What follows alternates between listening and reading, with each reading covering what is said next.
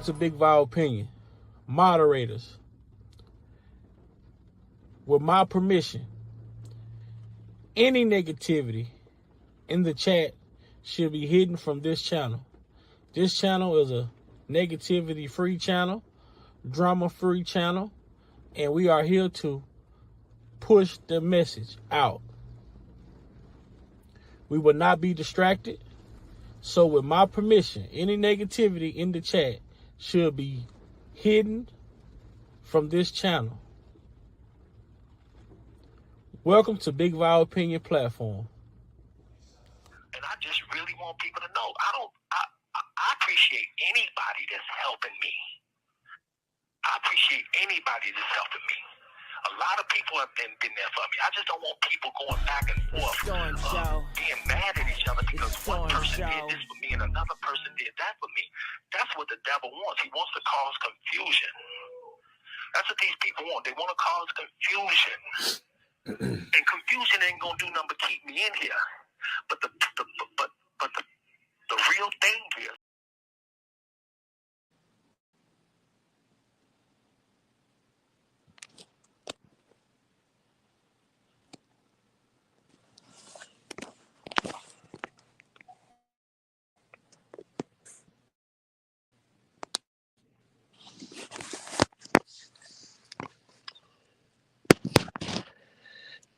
Damn.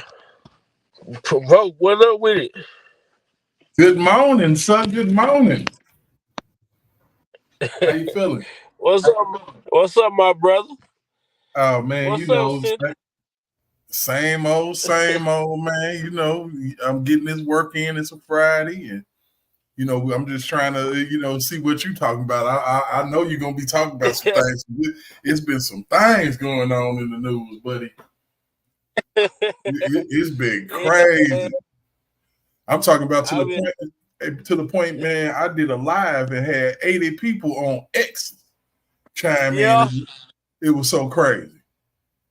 Oh yeah, it's been crazy, bro. I've been sitting back, man, relaxing, fishing, chilling, just laid back, bro. Oh yeah. You got to let the ball hit the wall sometimes while everything going on in order to kind of get understanding of what's happening, man.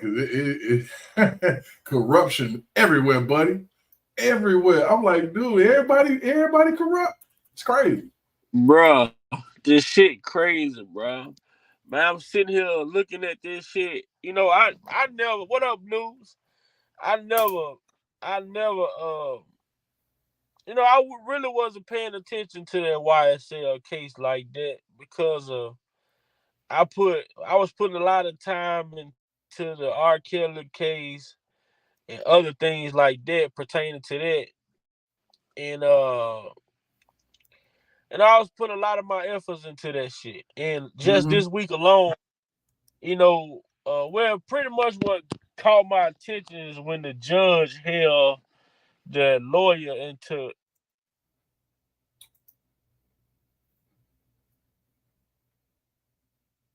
Big Vader disappeared for a second, y'all. Yeah, I think he'll be back. Let's give my man a second. Things happen. Miss V White, how you doing? Hey, Stephanie, what's up, noobs? Good morning, bro. Yeah, we gotta get my boy back. He he kind of stepped away. Like he was saying before he come back. It's been a lot going on with the YSL case. As far as the judge flexing and trying to put somebody in contempt, basically because of the fact that he effed up. He screwed up bad and he got found out, and now he wants to pretty much punish whomever told. Like I said, it's equivalent to somebody being caught cheating and then they want to blame the person that caught them cheating. So it's amazing to me just to see the debauchery that is the justice system. The justice system is absolutely out of its mind. Is a covert operation in order to just get convictions. It's not about justice anymore. It is an absolute debacle, bro. And we have to recognize that we've been saying this for about 5 years. You know, us as R. Kelly supporters, you know, have been really, really on this. And, you know, it's amazing to me that everybody now is catching up, you know, due to, you know, the Donald Trump case and, you know, the fact that they literally got a chance to see an injustice of an individual that they can relate to, you know, more so than most. So, you know, it's a situation where people just have to learn how to do better as far as their assessment when it comes to fact and truth. You know, the feelings and emotions part is what causes all of this. But the facts to the truth of the matter is that, you know, we're literally in a situation where, you know, people tend to get emotional about things and they don't care anything about the facts that are standing right in your face. You know, what really needs to happen is that there needs to be some sort of recourse, some sort of revamp of the American justice system because of the simple fact that we've literally watched this happen. It's been a corrupt scene pretty much all our lives. You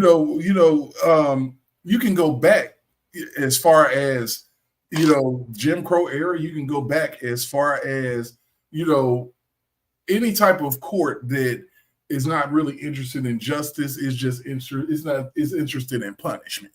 So you're looking at a judge who got pissed off because he got caught with his hand in the cookie jar. And my question is, how many people have been subjected to this type of injustice where they pull a witness in and don't let the attorneys know, and just fortunately there was somebody in the room that time to tell. Right. You know, how many people are sitting in the Atlanta lockup or all across the country because this is one of the tactics that they use. You know, cheat to win. You know, that's almost the same as when the Houston Astros beating the damn trash can.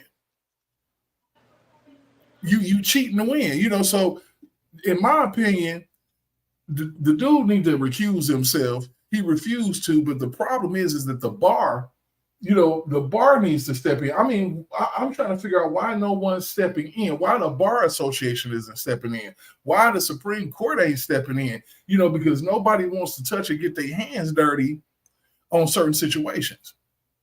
And it's plain and simple. I'm glad you're back. I know technical difficulties happen. I'll be having StreamYard issues, my damn self. My phone overheated while I was in the car, but I done got out finna get on my laptop right quick because I caught some, and other people caught it too, you know, and I saw it, and other people saw it as well, man. This judge using sign language signals with this DA, man. That's crazy. This dude testimony, this dude negligence or reluctant to testify. He had this DA about to cry, man. Like she was all over the place. Mm-hmm. You know, and the crazy thing is, man, they put a witness on the stand that they really didn't want. No. This dude ain't no good witness for them at all. Well, first of all, the dude he pled the fifth. So how he go from pleading the fifth on Friday?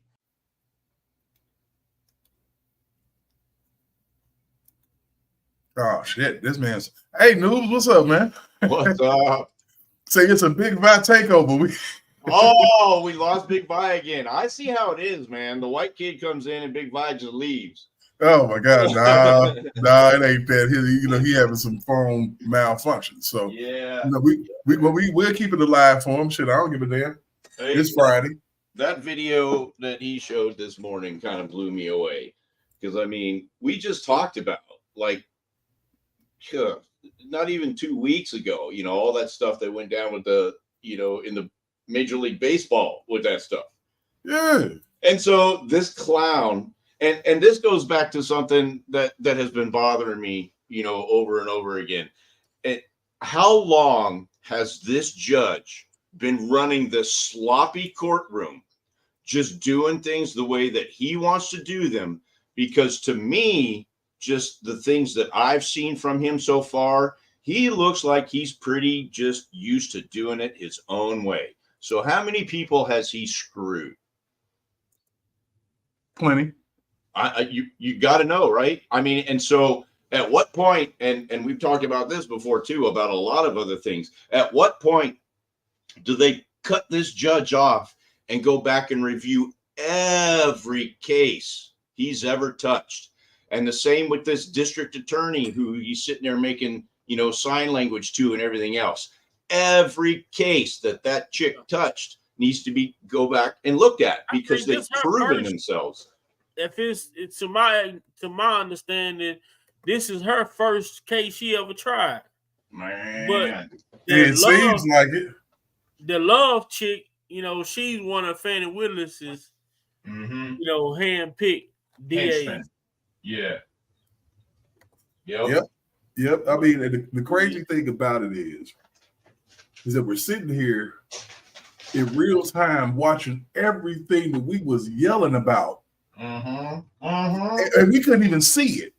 Right now, we actually seeing it, and it's like it's a head. It's like it's even more of a head scratcher, and even more ridiculous now that we can see it. Well, yeah, and I mean, I know what you're saying because we talk about the things that went down during the R. Kelly trial and everything else, but now you can actually visualize it because these crooked morons have now given us a screenshot to go along with all the criminal garbage that they're running through. And shout out to everybody that's in the chat. Sorry, y'all, I was a little bit I had a little bit of other stuff going on. So for the people that's in the chat, shout out to all of y'all: Donna, Alexa, Stephanie, Cynthia, V White, Jericho. What up?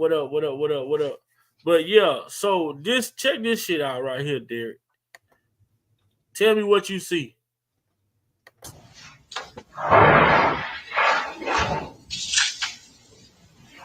He's looking right at her too. Looking right at her. What the fuck was what? Now in the judge's defense, it's very possible that could be signaling to her that hey, at lunchtime we're going to do a little something back in the judge's chamber. What you think about that, bro? Like I said, man. Cheat the way. This is the way of the world, man. This is what we got. This is what the hell is going on, man. And I can't even, it's unbelievable, but not so much. Right. It's unbelievable that it's so blatant, and they don't even care that it's in our faces. They're not slick, they're not sly, they're not smart. And it's so blatant.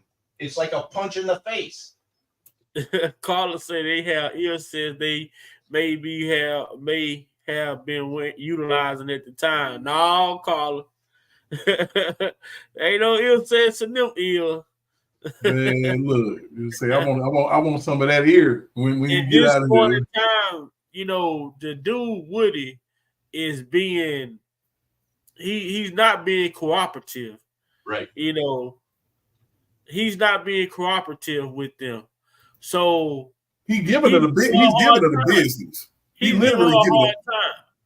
So the judge is assuring her, like, this is a signal. This is pretty much, I say, it's like a stress signal. Like, you know what I'm saying? We finna go. They went to break right after this.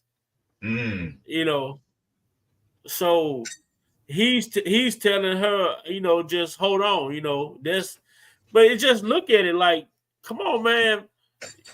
Like, this shit is blatant. Yeah. He wait till he get her attention.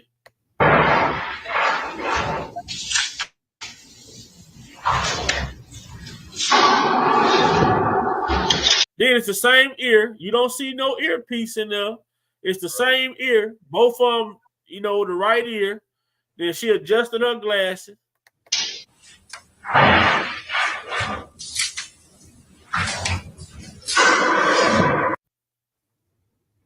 way. That's I have to wonder. oh my gosh. Do they Ain't think no they're excuse being for slick? that.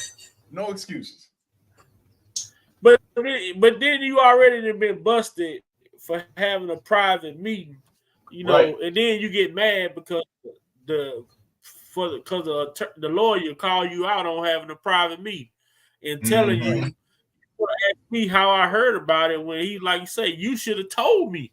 I should have been there. I shouldn't have I heard shouldn't about it have. from nobody but you. Yep. And even if the meeting happened out of your control, then I should have been informed and given a textual transcript of that meeting.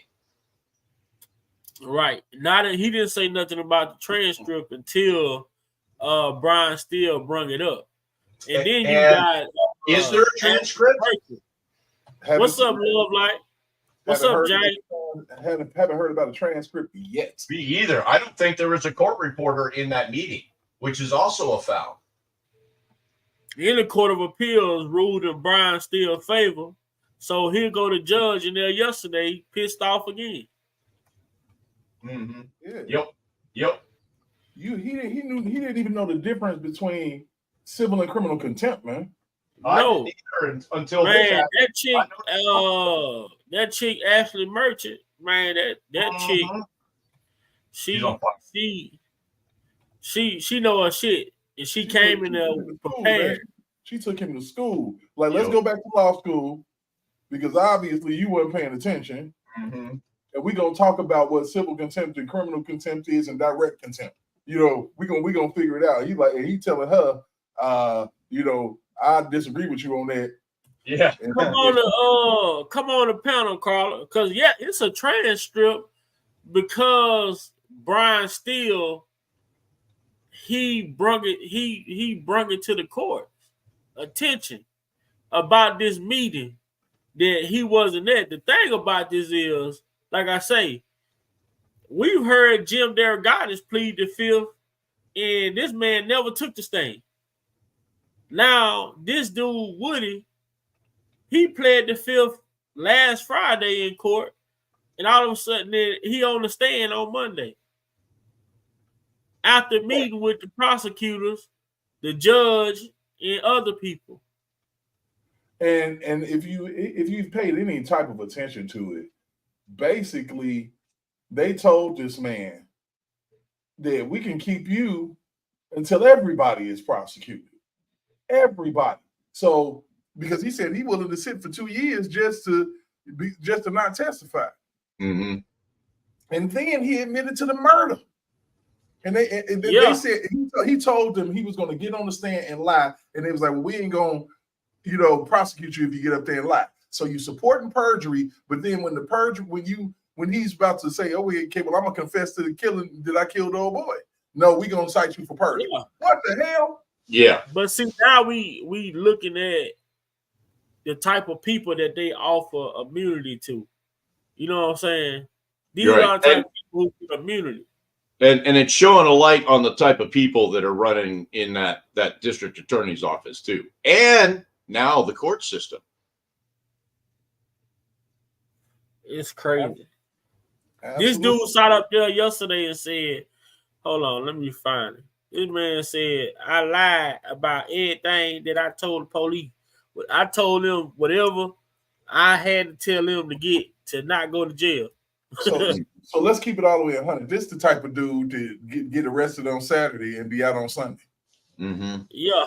Like, how the hell that happened? Because you just told him everything they wanted to hear. And I think he was telling the truth. You could kind of tell when he was bullshitting on that stand and when he was telling the truth. Yeah.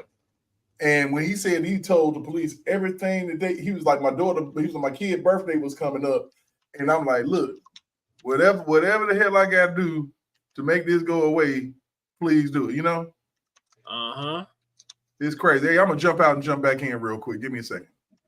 Okay. I'm trying to find a clip from yesterday. And one small detail about the the transcript for the ex parte meeting, that transcript that you're talking about, if I understand it correctly, that was the transcript that Smith's team made up from the recording that he received.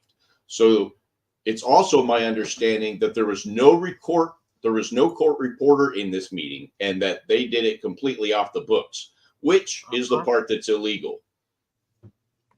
Right. And the thing was, how can this man was sworn in? You know, right. He was a sworn in witness. So why would y'all meet with him? Right. Well, and this judge wants to turn around and he wants to be the prosecutor and executor for what he calls criminal contempt. And so and that woman come in there and had to lay it out for him. Well, if that's the case, Judge, you can't be the judge and a witness in a criminal proceeding. I don't know which days of law school he attended. I agree. I agree with that. I believe Woody. I think it was Woody attorney, the one that he let go. Mm-hmm. Well, he let go of attorney, and then they try to give him another attorney. Mm-hmm. And the one that he was working with previously was the one who told about the secret meetings, whatever they was having. Right, and but I think this judge, I just don't like the demeanor of this judge. No. I don't think this judge he's not legit. I think he's emotionally involved with this case, because the arguments that these lawyers are putting up, I understand it's a courtroom is like a boxing match. You got two boxers going at each other. But at the same time, when you get caught red-handed, Ashley Merchant, for that judge all the way, man, I'm telling you, man, I gotta go there. I'm trying to find Woody in here. Let's see which one to do.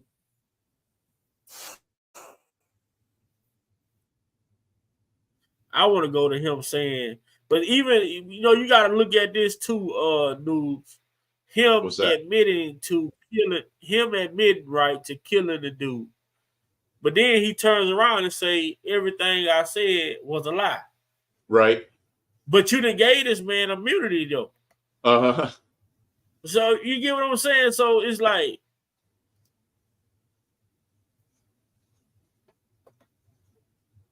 it's crazy. They sat him down in a room and they said, hey, this is what we want for you. And he was like, yep. All right, sweet. Yeah, I got all that. And they give him immunity. And then, he goes into the courtroom and says, I don't know what the hell y'all are talking about. Man. But that's how it be though. Like when you want somebody, these people want Young Thug so bad, to where this type of stuff that's going on is ridiculous. Mm-hmm. Well, and so what do you think their ultimate goal is? I mean, what is it that you think that they're trying to get? Young Thug is the head of the snake. They want to paint him out to be the head of a snake. But this dude, Woody, they want to make YSL out to be organized gang. And this dude is not helping them with his testimony because he's saying he don't know what a gang is. He said he grew up on these blocks. Then they try to say they seen him. Let's check this out here. Hold on. Let's see. What we got.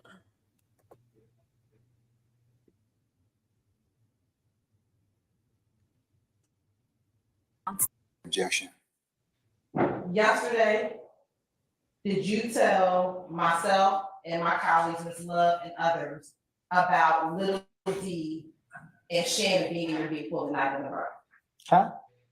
Yesterday, did you tell myself, Ms. Love, and a few of my other colleagues that Little D and Shannon were in the car with you the night of the murder of Donna Thomas? I told you and them that what I told investigators What's up? in June What's up, when Nut got killed, something different because I was trying to finesse my way out of a situation. So I said, I picked up D and Shannon. D never told me nothing. I made it up to clear myself up. And Damn. that's it. That makes so And much was sense. that? You said that. He just told her that her You entire told her case that. is trash. You asked me to be truthful. And I didn't, and I told you. What I told the investigator back then wasn't me being truthful. So I'm telling you something that I didn't tell them because I ain't trying to go back to jail. I got it. But I asked you was yesterday. The first time you said this part, and now what you're saying today is what is truthful. What you're saying right now, what you're trying to tell the jury right now, is what you are now saying is truthful. What I'm trying to tell you is our conversation was about something that I said in the past. I understand. I'm asking you. Ask if Mr. Copeland allowed it. Hey, Love, hey, Derek. What up? Miss Love giving old girl the look that Gloria already look, man. That's crazy, man. That is Man, listen crazy. at this dude. They gave this Hey, dude what's up, immunity, Kilroy? man. That's the only reason why he at court. Finish his. Okay, all right. I'll tell you what's up. Mr. Copeland, you need to finish your answers? No, I need a break, young. Say again? I need a break. I need a break. You need his restroom? No, I need a break. Like, I need a break. A mental break. Sir, it's not time for us to take a break at this point Well, in time. okay. Okay? I mean, unless you need to go to the bathroom or some other reason, we're not gonna break at this point in time. And yesterday, did y'all catch it yesterday when Brian Steele called the courts out again, saying every time that this man get off the stand, his prosecutors waiting on him at the door. Yeah. Right, and police and everything. Every time he go in the hallway, his prosecutors surrounded around him. He said this man is not in handcuffs. He's not under arrest. He comes to the court on his own will. So why is these prosecutors surrounding him every time he leaves out of the courtroom? It's crazy, man. He got mad again. Man, why do you keep on telling the script? Yeah. Just Damn, read your lines. Just read your lines. He said, I know I didn't finish school, but I don't recall. Yeah. He's like, I know I'm talking intelligently. Like, good. No, you're not. No, you're not, sir. You're not. No, that ain't happening. But the hilarious thing about it is, man, simply that they really, that's what they do. They intimidate people. But this dude will not be moved. You like, you ain't finna get me.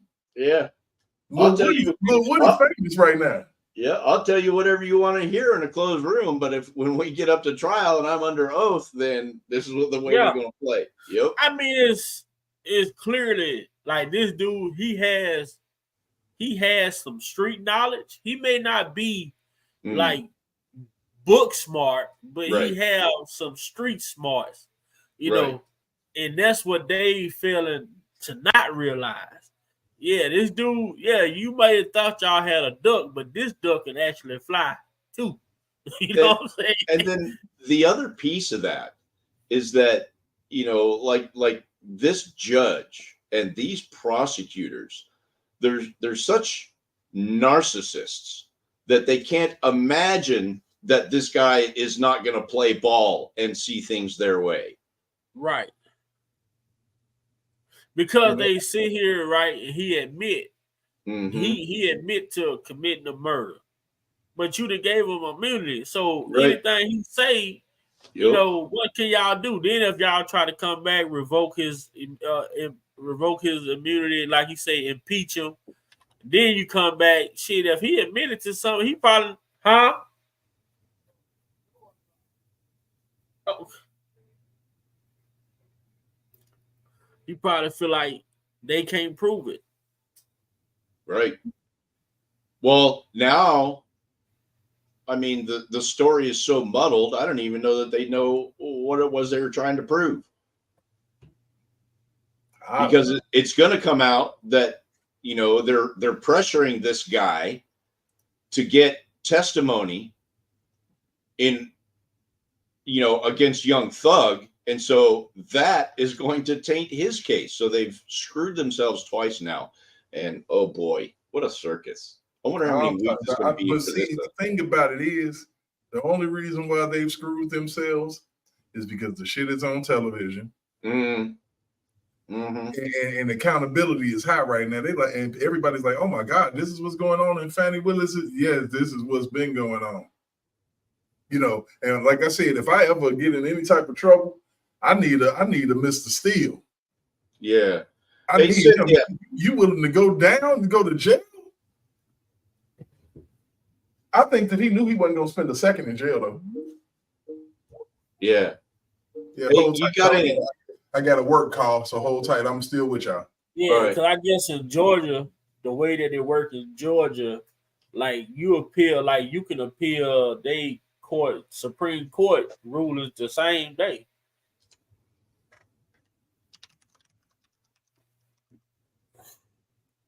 Let's see what Woody got to say, man. What else Woody got to talk about?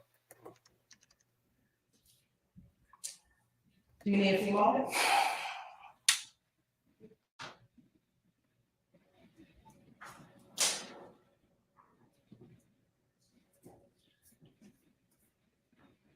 Yeah, that's what he said. He said he started looking over towards was yesterday. He was in the back. The first time that you told. It was yesterday. What was it? I don't think he's finished. I think he's finished, Mr. Steele. So, Mr. Steele, I think we're gonna talk about it right here. Hold on, let's see. We'll rule that objection.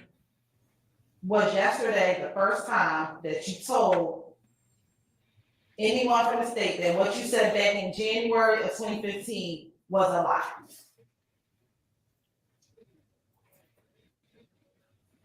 And that you were trying to finesse your way out of what you told them back in January 2015. I told it to the investigators when they was questioning me at a certain point. What investigators? Y'all questioned me so many times, I don't know. Right. Back in 2015, did you go to the police again on January 11, 2015? I'll sustain the objection.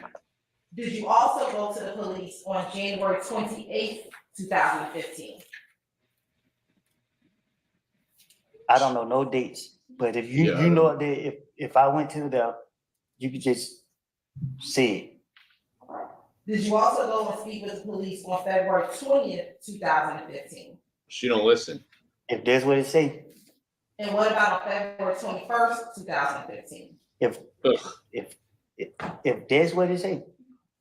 And then what about on June 10th, 2015? Oh my God, this chick is if stupid. That's what it say. Let me ask you this. In your interview on January 11th, 2015, do you recall your girlfriend's mother's home being shot up? Was it?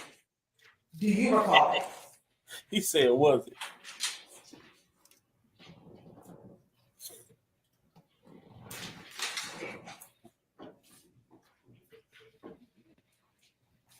I'm asking, do you recall her mother's home being shot up that night after that was killed? Right. I don't know if it was the same night or the next night. Do you also recall that the stepdad's house was shot up that same evening?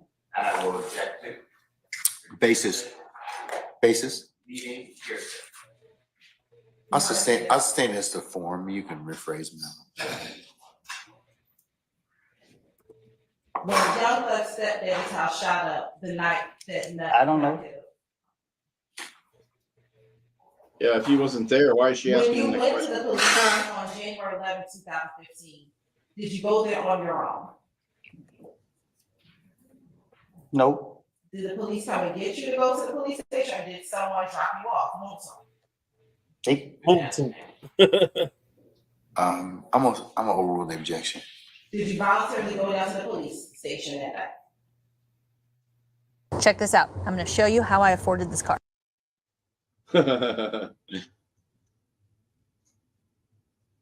What'd you do? Get kicked out?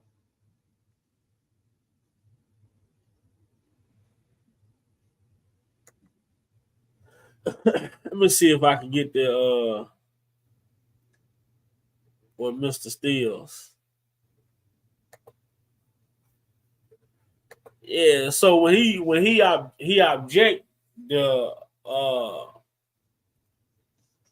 so when he say what do I mean? Because I'm asking questions now because I ain't real familiar with the courtroom. So when he sustained the objection, what does that mean?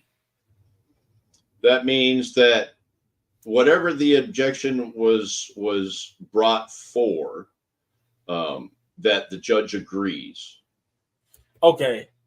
So he's agreeing that the objection is legitimate, is what he's saying. Yeah, because he was telling her like she the basis, like she wasn't having no basis to the what all this shit that she asking him.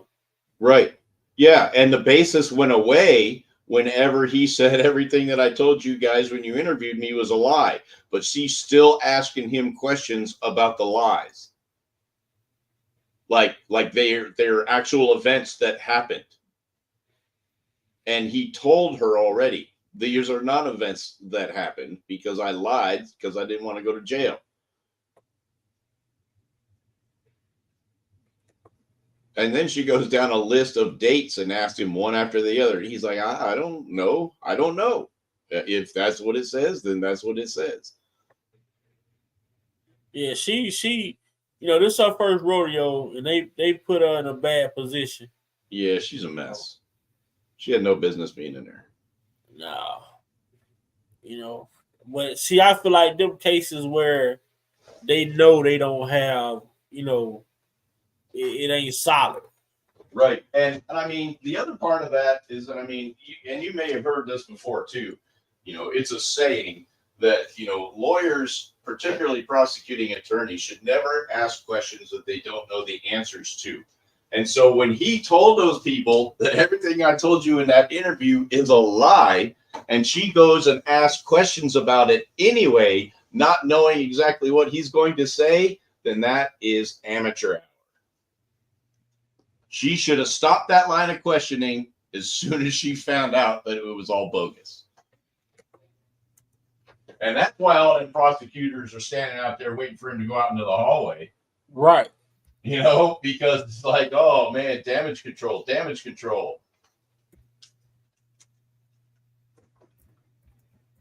And that's why he says, oh, I need to go take a break. Probably because somebody gave him a hand signal that, oh, this is going south. We need to take a break. We got to go back and look at that again. Yeah, they let him did he made a mockery out of this woman. She was crying. Not yesterday, day before yesterday, she was crying. Who, that prosecuting attorney? Yeah. Well, good. I mean, you're gonna have to learn how to do the shit the right way sometime. I already think she's dirty anyway. She's probably gonna end up in jail before her next case.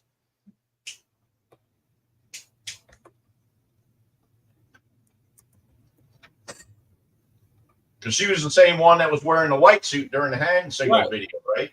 Yeah. That was her.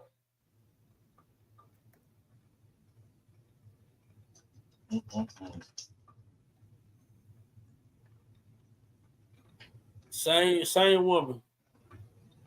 Yeah. I haven't heard too much out of her through this whole case that, sounds like she was doing her side any good. You know what I mean?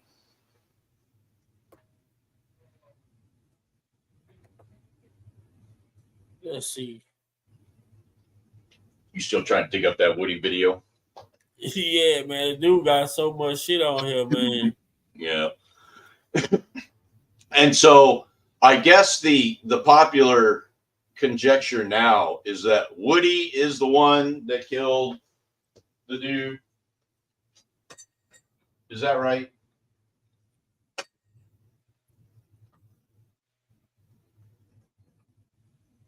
Oh shit. Hold on. Or he just admitted to it just because?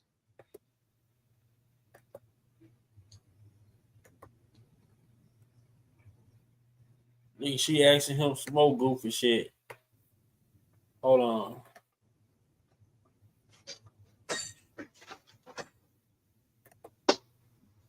She asking him what's 379. I'm sorry, y'all. Hey, If y'all got some man. links, drop the links. If y'all got some links, drop them in the chat. You need to finish your answers. No, I need a break, John. Say again? I need a break. Yeah. You need to use the restroom? No, I need a break. I need a break. Sir, it's not time for us to take a break at this point. Well, in time. okay. And see, this is where I think maybe somebody told him We're not going to break at this that point it was time for a break. What is 372? Numbers. And does that number specify something? Does the 372 correspond to the letters of DRC on the phone pad? I gotta look at the phone pad. How do you look at the phone pad to tell? Remember certain stuff or these questions you asking me, like you discombobulated me up here. You know what I mean? Like, I don't know what y'all got going on. Like, for real. Telling Detective Thorpe that you received a response back from that text message. I don't recall any conversation with Detective Thorpe. I'm saying you can slow it down, but I'm gonna keep asking you these questions. So, do you recall texting or telling Detective Thorpe that another guy called you and said that those people were just lying? I don't recall. All right, that's what you told Detective Gaither. I know I ain't complete school, but I think I'm speaking proper English. I told you, I don't recall nothing I said to no police. You keep sitting right here asking me the same question over and over and over and over and over. I'm tired of it. I'm drained. Okay. Well, if you would just answer the question. I answered the question. You asked me, I said yes, yes. When I say yes, you ask me the same question over and over and over and over and over. But what benefit would it be for you to lie to the police if you were trying not to be in trouble? I was hoping to convince them so they could let me go. So why would you lie to convince them? What you mean? Why would I lie to convince them? Right. Why would you lie to convince them if you wanted to not go to jail? Why would I lie to convince them to not go to jail? Right. But they don't know that I'm lying. So they didn't let you go immediately, did they? Sometimes they let me go. Right. But when the time they let me go, I thought I was smarter than them. So how were you able to tell Detective Gaither that Nut and Thug was cool?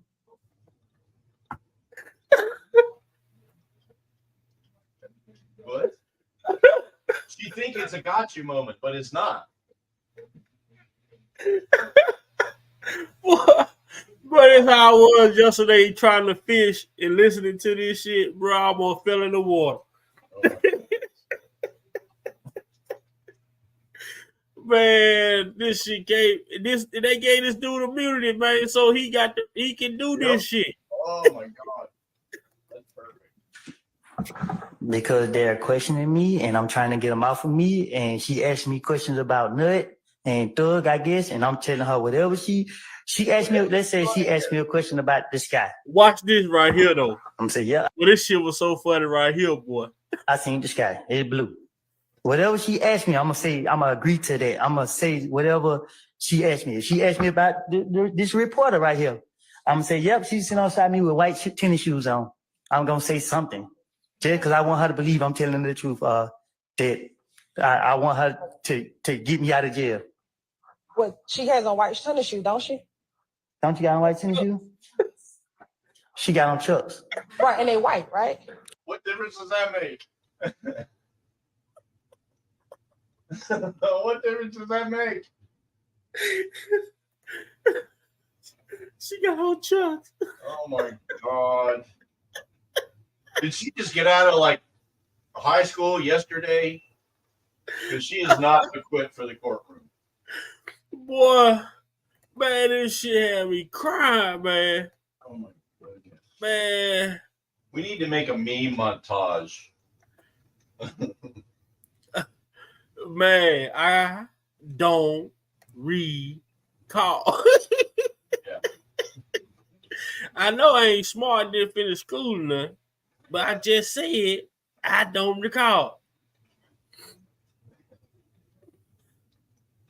Yeah. And the best part is where he says, I think I've been speaking proper English. Oh my goodness. Man, this shit is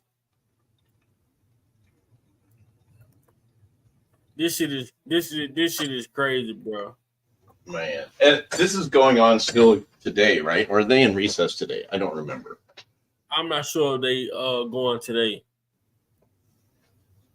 I'm not sure if they're going today, man. I wish I could get the damn what you call, bro. Which one are you looking for? Man, let me see. Let me go to Brian Steele.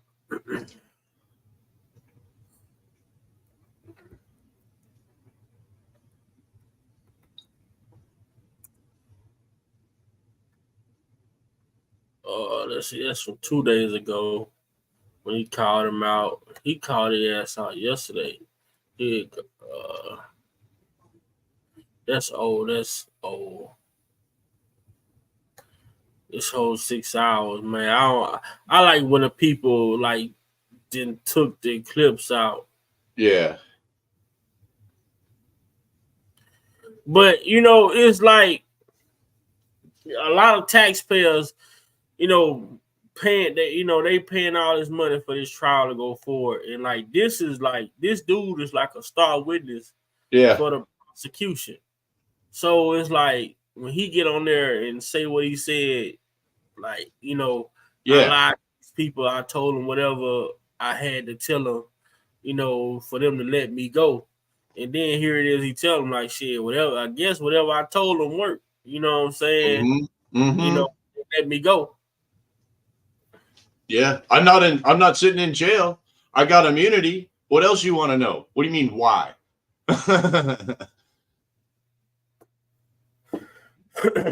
And then she leading them. Like then, what I did see, they like she like her rehearsing shit is like she's testifying for him.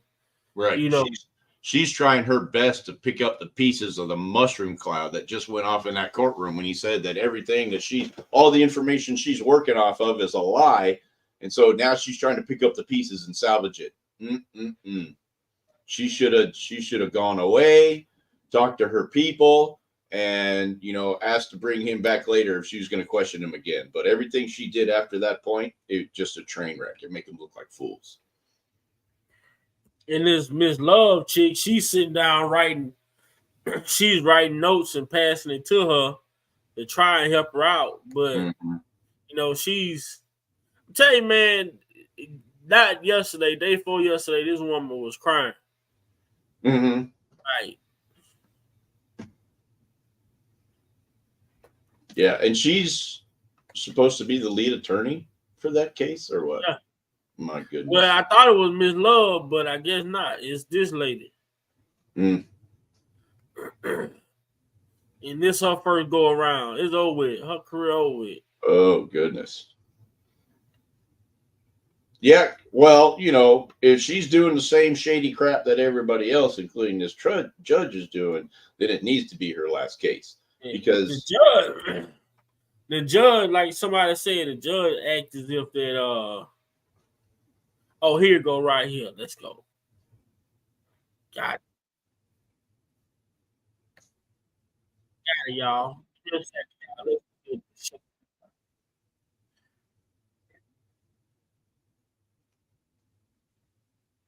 I would like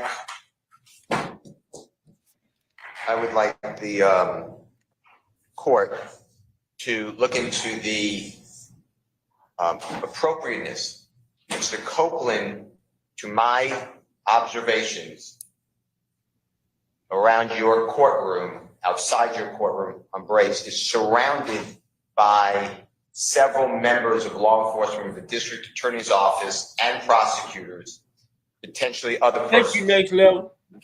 I don't know why a sitting witness under oath is in a room with prosecutors during breaks, mornings, afternoons. It's totally inappropriate.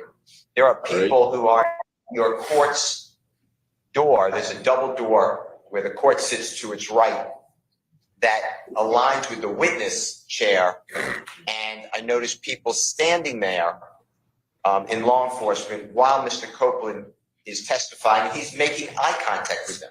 I don't know if they're his brother.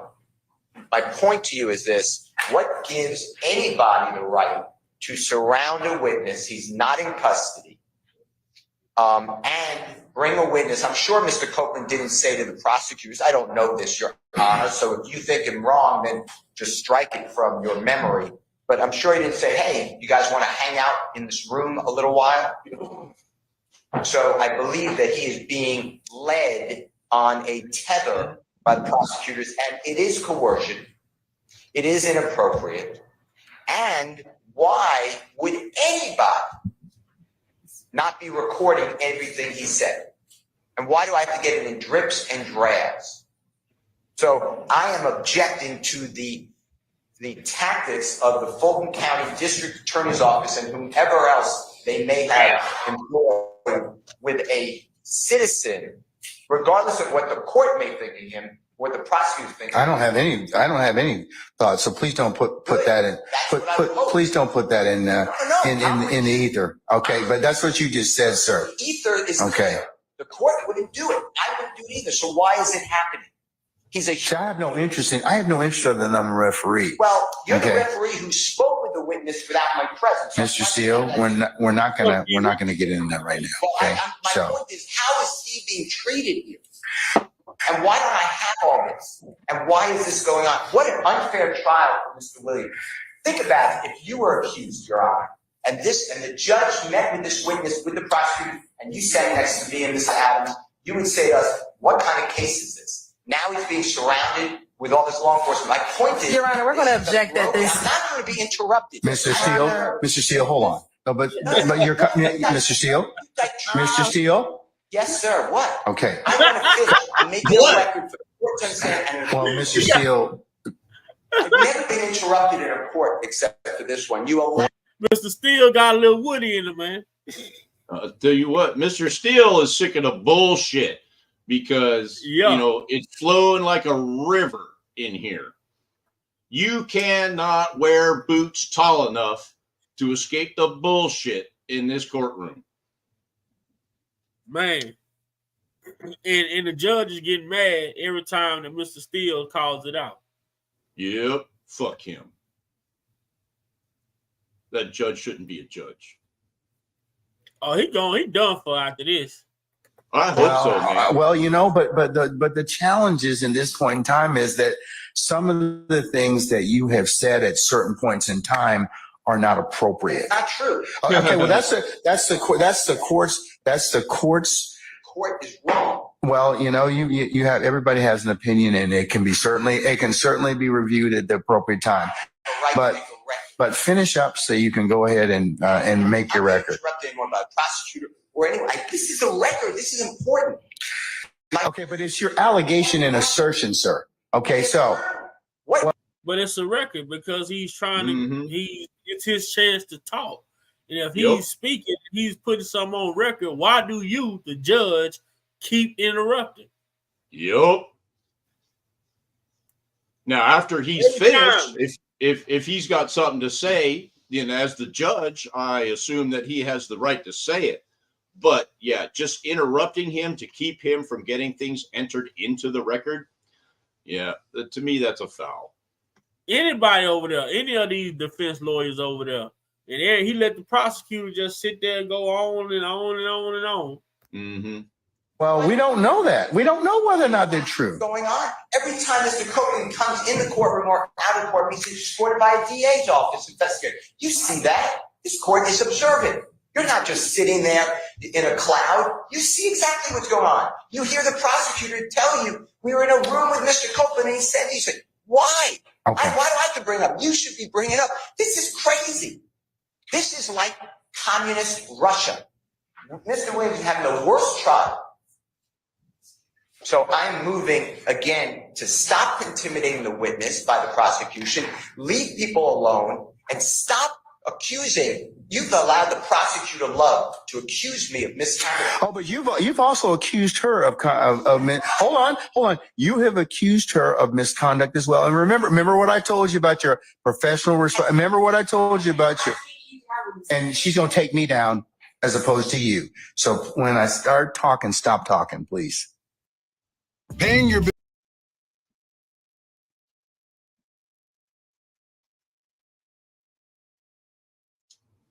I hope that judge likes dudes.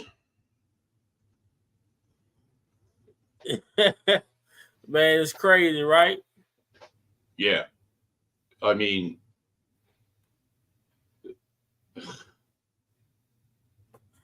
I've seen lots of comments about disbarment and that sort of thing, you know, in the last, I don't know, week or so, you know, that this has all been coming out and everything. But man, that is too easy. What's up, evolving with Queen Christie? This shit is crazy, man. It's most definitely kangaroo court. Then I heard the Chicago judge, Lennon Weber, somebody I seen that he passed away. I guess that's why he was rushing the trial to be over with. He knew he was dying, so he wanted to rush R. Kelly trial because you know he had to hurry up and get it out the way because he was on his way out. Who's this again? Say that piece again. That's the Chicago federal judge, Harry D. Lennon Weber. Right. Yeah. Yeah, so, I know. He kicked the bucket. Yeah, he tilted it all the way over. And so he was trying to get back in the court to do what before he died? Now he was saying during the trial he was rushing the trial because he was rushing the trial. Say I guess this is why he was rushing to get it over with. You know, he probably started feeling a little woozy. I see. I think. Let's check out Ashley. Boy, I love this boy.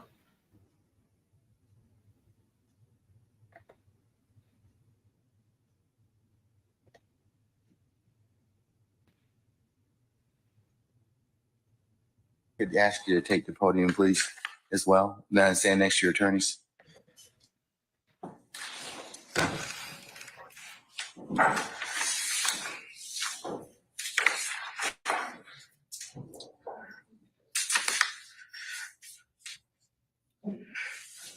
They got okay, Woody, Ms. Merchant, CP. Mr. Steele, and I apologize. They got Woody, a court-appointed lawyer. One more time.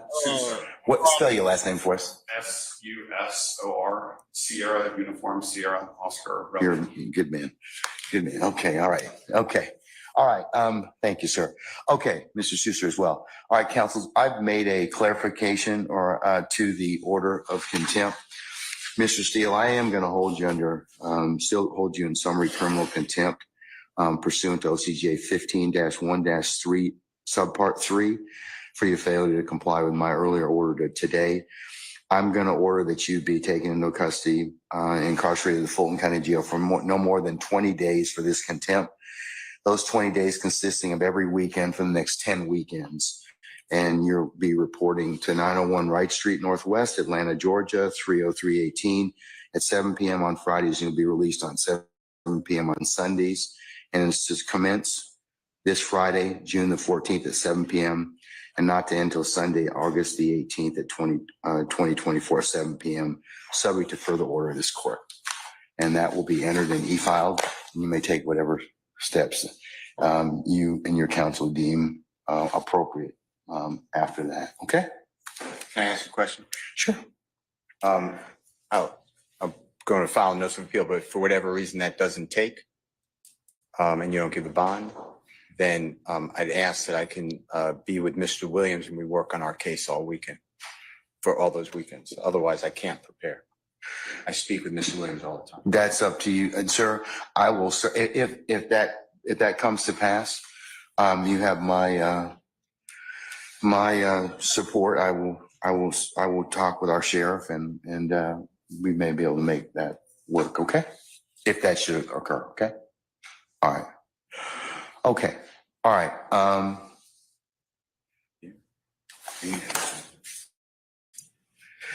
All right. Is Miss Councils, I'm done with this, unless you have anything else. All right. Thank you. Thank you, Miss. Thank you, Miss Merchant and Mr. Susser. Thank you. Okay. All right. Did we get a copy of that? Yes. In fact, the clerk is going to file a it's going to be e-filed. It'll be on the Right, Carl. e-file system momentarily. Still the real You should be able one, to get a copy of it from. They said they call him YSL Steel. You know the people, they got so many nicknames. Let's see if we can find Ashley on here.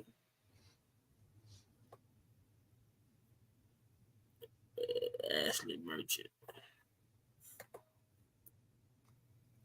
Yeah, man. Yeah, she lit him up. That's what you're looking for now? Yeah, man. She taught him a lesson quick. And he still wasn't picking up what she was putting down. You know, he's just being, what is it? Just being obtuse about the whole thing. Like he doesn't understand. Yeah. But he don't want to understand, man. He want to do what he want to do. And at the end of the day, Ashley Merchant was telling him, it's still, you know, you still have to follow procedures.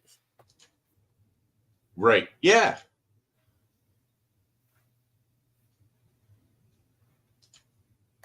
I got one here if you want to use this one. Can you play it? Yeah, go ahead. Bring it up on the stage. Let me see. It's about 18 minutes long, but we'll go through the parts where all right.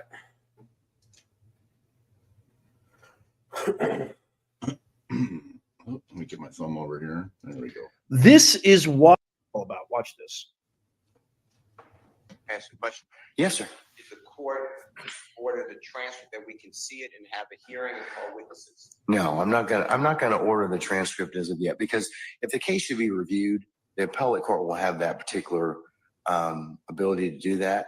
I don't believe at this point in time it is the court's understanding of the ex parte conversation that the disclosure is. See, now they didn't want to get a transcript from that meeting. Right. He didn't want to get those transcripts, and they would have never gave those transcripts for that ex parte meeting. He doesn't still finding out about it. He doesn't have a transcript because there was no court reporter in that meeting. The only reason that they have a transcript at all, and I'm talking about Smith, is because he was sent a recording of that meeting by somebody who was in that meeting. And so that's why the judge said, I'm not going to make that available. He doesn't have one. I agree. Yeah, it's an illegal meeting. Yeah. All right. Let me go back. I just skipped to the part where Ashley's coming up. And this is Professor Nez, by the way. Shout out. I get a lot of good information from him. I've entered the order. I've entered the contempt already. I'm entering the order. I'm about to enter the order. I've held him in contempt earlier from today's proceeding by him not telling me who it is he got this information from. I'm not asking him for any of the sum and substance of the communication.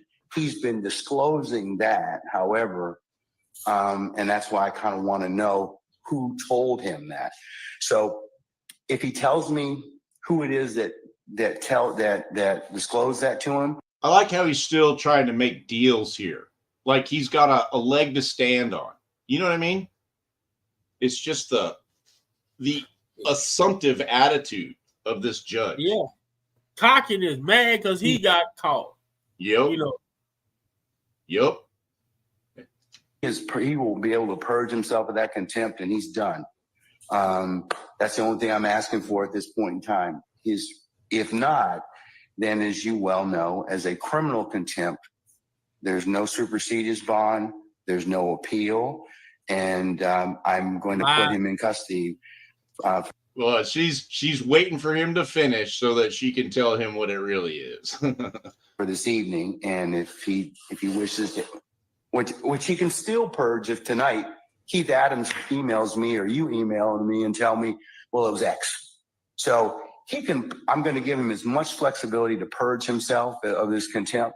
Only thing I want is because of the way this information was disclosed. What's that? It took us 5 years to find out who was Officer A. Right. When it comes to the R. Kelly case, it took us 5 years to find out who was Officer A, who took those jail records and sold them to Tasha K. And this judge, and still having nothing happen to Officer A, hasn't nothing happened to Tasha K. Judge want to hold a lawyer in contempt of court for his criminal activity. Yep. It's crazy, man. Yeah, it's crazy. Yeah, I'm glad that he started it at this point, because this is a good precursor, to what's coming when she gets up there. Closed. It is troubling to the court, and it's very, since it was a ex parte communication. We won't get into the merits of everything else that Mr. Steele has proffered and everything else, but that's the only thing I'm trying to do at this point in time. So I've asked your client for the last time if he would tell me who it is that disclosed, and he said no. That information. Judge, can you come up to the microphone? Sorry. Please. Microphone, it'll pick up, madam. Uh-oh. Dun, digga, dun, digga, dun, dun, dun. Which one? It'll turn green. Yeah, it'll turn green. Yes, Is it on now? Yes. Okay, great. Thank you. Judge, just for the record, is the criminal contempt, is it criminal contempt that you held him in? Yes, ma'am. Okay, and you said you had a hearing earlier today. With criminal contempt, I told him what the contempt was, and that was he refused to tell, order of the court. If counsel, as you know, if the court orders you to do something and you don't, that's criminal contempt. So I've asked him several times, please just tell me who it is that told you. I didn't ask or inquire about anything that was said. I just want to know who it was, because he's got too much detail of this particular alleged. She don't care what your reasons are for the court to be concerned about it. So, and Judge, since it is a criminal contempt, he is entitled to due process. He's entitled to a hearing. Right, exactly, because he, the judge, apparently does not understand the difference, and so she's going to explain it to him. Entitled to an actual show cause, entitled to the allegations actually written, entitled to a witness list. We're entitled to present our own witness list. And notice of that. Criminal contempt is different. It is on the spot. So he's gotten the due process he's going to get. That's on the spot. I told him. Plus, he's had all day to tell me who it is that is it. So a little different, Ms. Merchant. I won't disagree with you, but well, and Judge, just for the record, it's that's direct. So what you're holding him in is in direct criminal contempt. Yes. The issue with the direct criminal contempt is whether or not to actually hold a hearing now, whether or not it needs to be held immediately. And the problem is, if you hold him in direct criminal contempt, as you're saying that you did, you are a witness to that proceeding. And so it has to be referred to another judge. Doesn't require recusal. You actually have to sua sponte send it to another judge because you are a witness to the proceeding. Show me the. Because he's a witness in that proceeding. How does he not understand that? Education 101, man. Oh my goodness. You do not need a law degree to be a lawyer in this country. Any asshole can be a lawyer. I'm telling you. Case law says that, Ms. Yes, Merchant. it is Henry McClarty. It's 152 Georgia App 399. And it says that is one of the cases. Also, two other cases, Henry Adams, 215 Georgia App 372. They can't read it. Give me the name of the well, this is what she does. This is what her office like Yep. does. They And she's got- specialize in she this got- criminal contempt. She got 25 other mofos listening to her live right now, you know, just taking it all in. Dude, the hammer is going to come She down. said soon as they held him in contempt, she said she got a phone call, didn't even Yep. think twice. Her whole office came to the Yep. courthouse. Mm-hmm. Mm-hmm. Yep. I mean, bro, this like all 25 lawyers should have come in. That would have been cool. It would have just added to it, you know. Case again. Henry, what? Do you want just the number, Judge? Yeah, I would. Thank you. 215 215 Georgia App Georgia Ave. 372. Okay. Also 215 Georgia App 349. Okay. That's Adams and Hasty. All right. Let me take a look at those. You have anything a little more current than 1994? Hasty is 94. Unfortunately, contempt of attorneys is not a common proceeding, so most of the cases are a little bit older. And Judge, I'm not the only one here. There's quite a few other lawyers that want to be present in the court. Boy. There's about 20, 25. Oh Now, boy. it's not kind of space allocations, as I told you. So you can, like I said, since you are representing him, that's fine. He told us, Mr. Steele told us that. Anybody else, because I have security concerns as well, and we have to vet people to come in, then they can Well, I guess that answers that question. go to 8H, and they can certainly watch the proceedings from there. And Judge, for security purposes, they're all attorneys. They're all members of the bar. I can give you all their names. You still would have to And they're all officers of the court. be searched. You still would have to be subject to the court's protocols. And also, there's room in the jury box, and then there's room in the courtroom. So we would ask that they be I allowed to. don't want them in my jury box, okay? No. I understand. Contempt is directed. Trial court has the power after conforting the contempt door to opportunity to speak in his own behalf, announce punishment summarily and without further notice or hearing. You know, his butthole has got to be puckering right about now. Sitting up there on that judge's chair. I already did that, Mr. Steele. He's already told me, I already gave him the opportunity to do that. So we had that conversation this morning already. So And Judge, there's a couple different issues. First, the question is whether or not you need to have that hearing now. I know you're saying that you had the hearing earlier, but regardless, he was entitled to have an attorney at that point, and he didn't have one.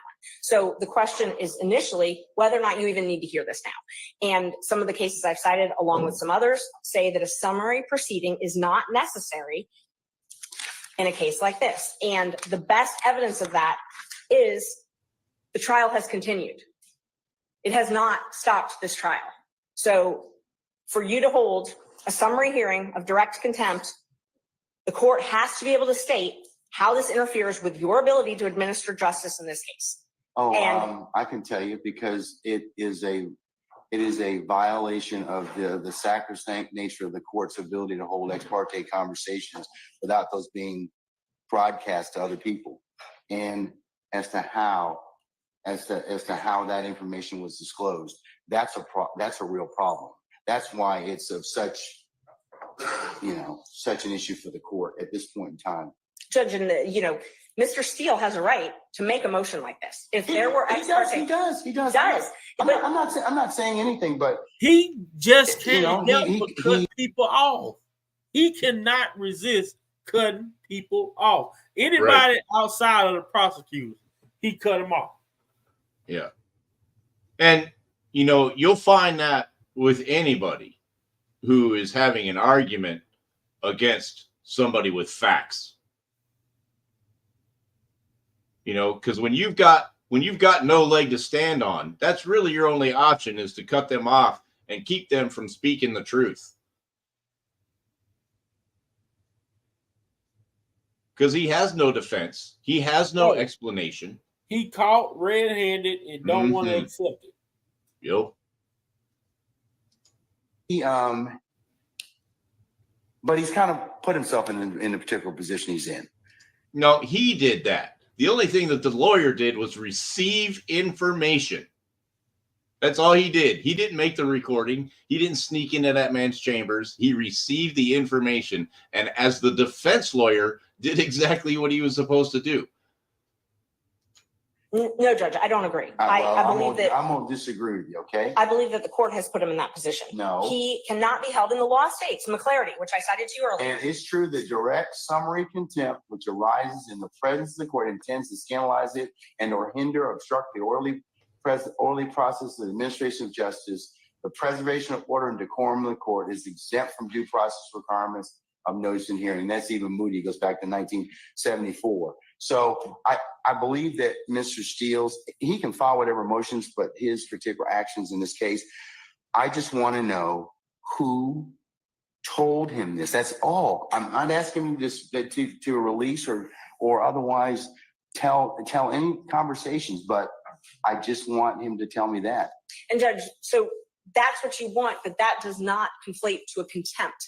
Your desire for him to answer your question does not mean that you have the power to hold him in contempt. So you can come into court, Mr. Merton, and not answer a question of the court and not be held in contempt? If it's a question that the court is not permitted to ask, yes. Okay, well, this is a question the court's permitted to ask. And it's our position, if we had a hearing, we could explain to the court why he is not required.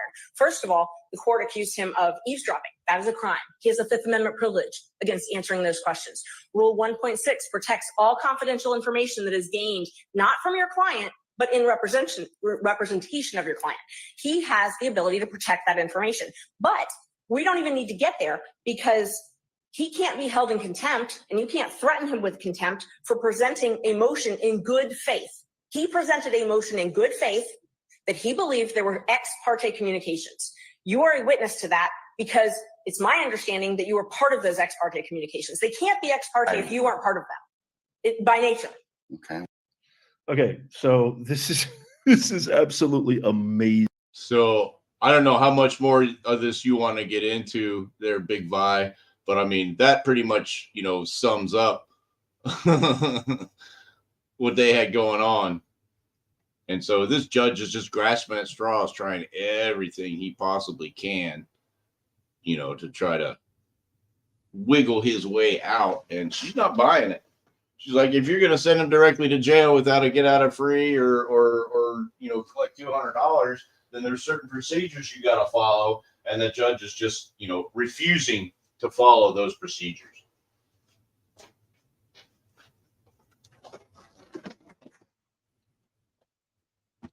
Did I lose Big Vi again? He feel crazy because she's sitting here educating him on you sitting in your courtroom trying to hold someone in contempt and don't you know how to utilize it. Yeah, well, and he needs her to be wrong because she's not, and it doesn't work for him. You know what I mean? And so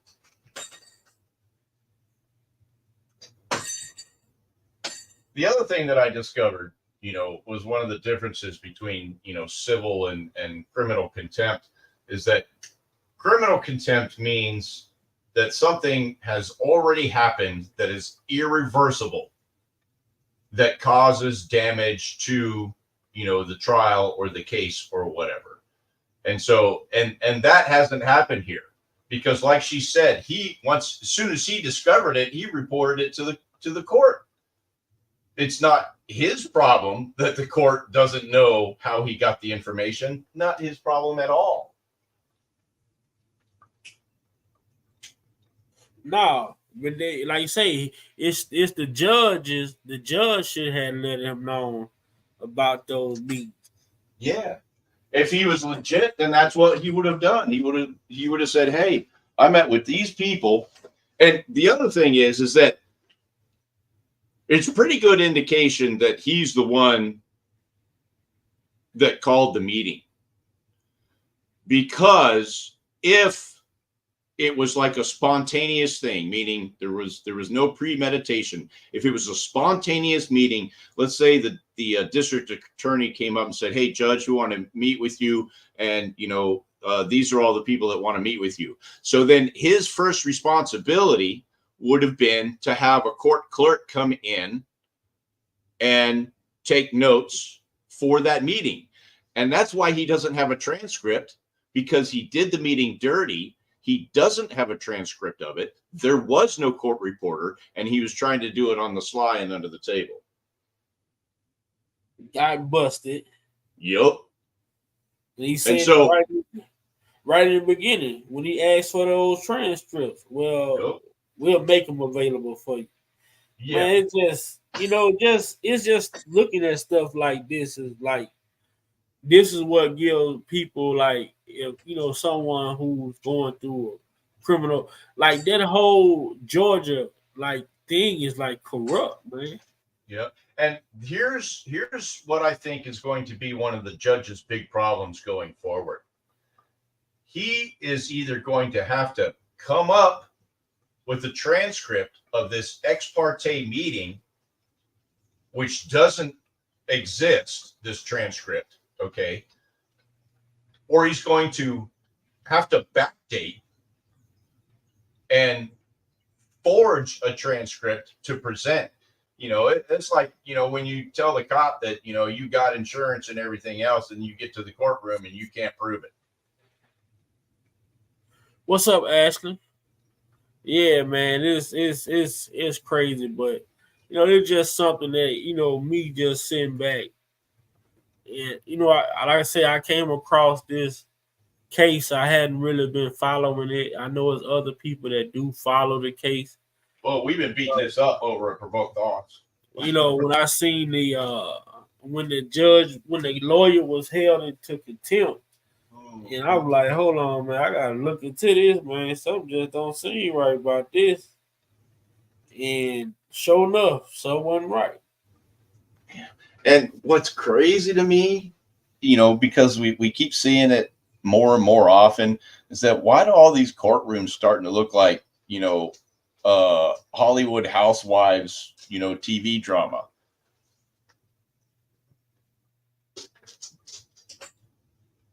They don't even make any sense anymore.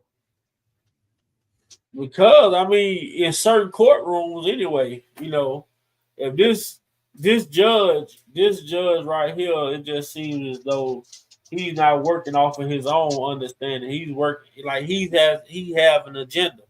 Like I don't like this right here. It may not mean a lot to some people, but to see this dude do this stuff with this attorney that was caught, and then like you get a wrong person immunity, this dude, but this shit here. Well, I think just based on what I've seen of this so far, that this judge's agenda came from Fannie Willis's district attorney's office. Yeah, because they report to her every day. Mm-hmm. And now though, in his playing of the role that was given to him by Fannie Willis's district attorney's office, he has screwed the pooch. He's made a mistake, and now he's trying to dig himself out, and he's doing it wrong. He's just making more mistakes. Yeah, and then the other thing, and I think we brought this up already, the appeals court already overturned this guy's order to go to jail. So Smith is not sitting in jail, although he was prepared to. And so the appeals court has said, yeah, you're not going to jail until after, the hearing is done and the case is settled and all that kind of stuff. And so that is going to be an interesting segment too. I want to see, and I hope they have, live video of that court case where this judge is a witness for this contempt charge. All right, so I'm back, people. I had a difficult individual. It was some tough shit I had to do. Somebody's printer was offline, huh? Man, their whole brain was offline. So when it comes to, I call him the fake Dr. Phil, the fake Uncle Phil from Fresh Prince. This dude, his whole premise was anger. Yeah. He was angry because of the fact that he got found out, and he took it out on a person who he shouldn't have taken it out on, which is Young Thug's attorney. When he should be more mad at himself But see, the thing about it is, he believes in his heart that he was doing the right thing because it's something that he's been done. It's going unchecked, basically. I don't think he believes in his heart that he did the right thing. It's just going because it's been unchecked, basically. Yeah. I mean, yeah, and like we were talking before, he is used to doing things his own way, but he knew that because he even called it an ex parte conversation. He knew it was not ex parte. Right, that with that conversation, there are certain responsibilities on behalf of the court, and he didn't satisfy any of those responsibilities. He never notified the defense team that the meeting had occurred. He never notified the defense team that the meeting was going to occur. He didn't have a court reporter in the meeting. He didn't provide the defense with a copy of the transcript for the meeting. So everything that he did was wrong. And then to cover his own screw ups, he's trying to put the lawyer in jail. It's not going to turn out well. You know, and this is what I call the far left mentality. Mm-hmm. Mental gymnastics. You catch me, I'll put you in jail. Yep. You know, that's what it is. You know, I'm going to silence you one way or the other. Yep. Who is Tara Reid? That's a good point right there. They promised enough family restitution. That's one of the reasons they're doing everything to get a win. They gotta find Young Thug guilty in order for that family to get restitution. Young Thug is the only one who have money. So with Lil Woody saying I killed Nut, shit, they can't get nothing from him. No, you know, yeah. I mean, you know, they're making these promises and you know, the people. And they feel like they gotta do it, and the judge is in on it, and you know, and this proves everything that we say that the judge and we have prosecutors on the bench, activists on the bench. Yeah, activists, and you know, and you working with the prosecutor, you might as well get off the stand and sit over there with the rest of the prosecutors. Mm-hmm. I mean, if you notice, he's doing the same shit. You know, overruling every objection. Yep. This is like the Judge Merkin trial, except we didn't get to see that one. I wonder why. It's like the Ann Donnelly trial. Mm-hmm. It's the same thing, and like I said, this is showing. If I want to quote, you know, another judge, an odor of mendacity. All over every system, every single system, all over the country. Now, I think that in small towns you might have decent court systems. I think so too, where you have, you know, locally elected judges and that sort of thing. Not this, you know, partisan appointment crap system that we have now. Right. I think it's all nepotism, DEI. It's all of the things that make for just the kangaroo court system. It's the perfect set of circumstances. If you're going to be corrupt, this is the way to do it. So this is like the handbook. You know, and then to be a sitting judge, misquoting and misrepresenting and mishandling actual laws and witnesses that is obvious. You know nothing of what you speak.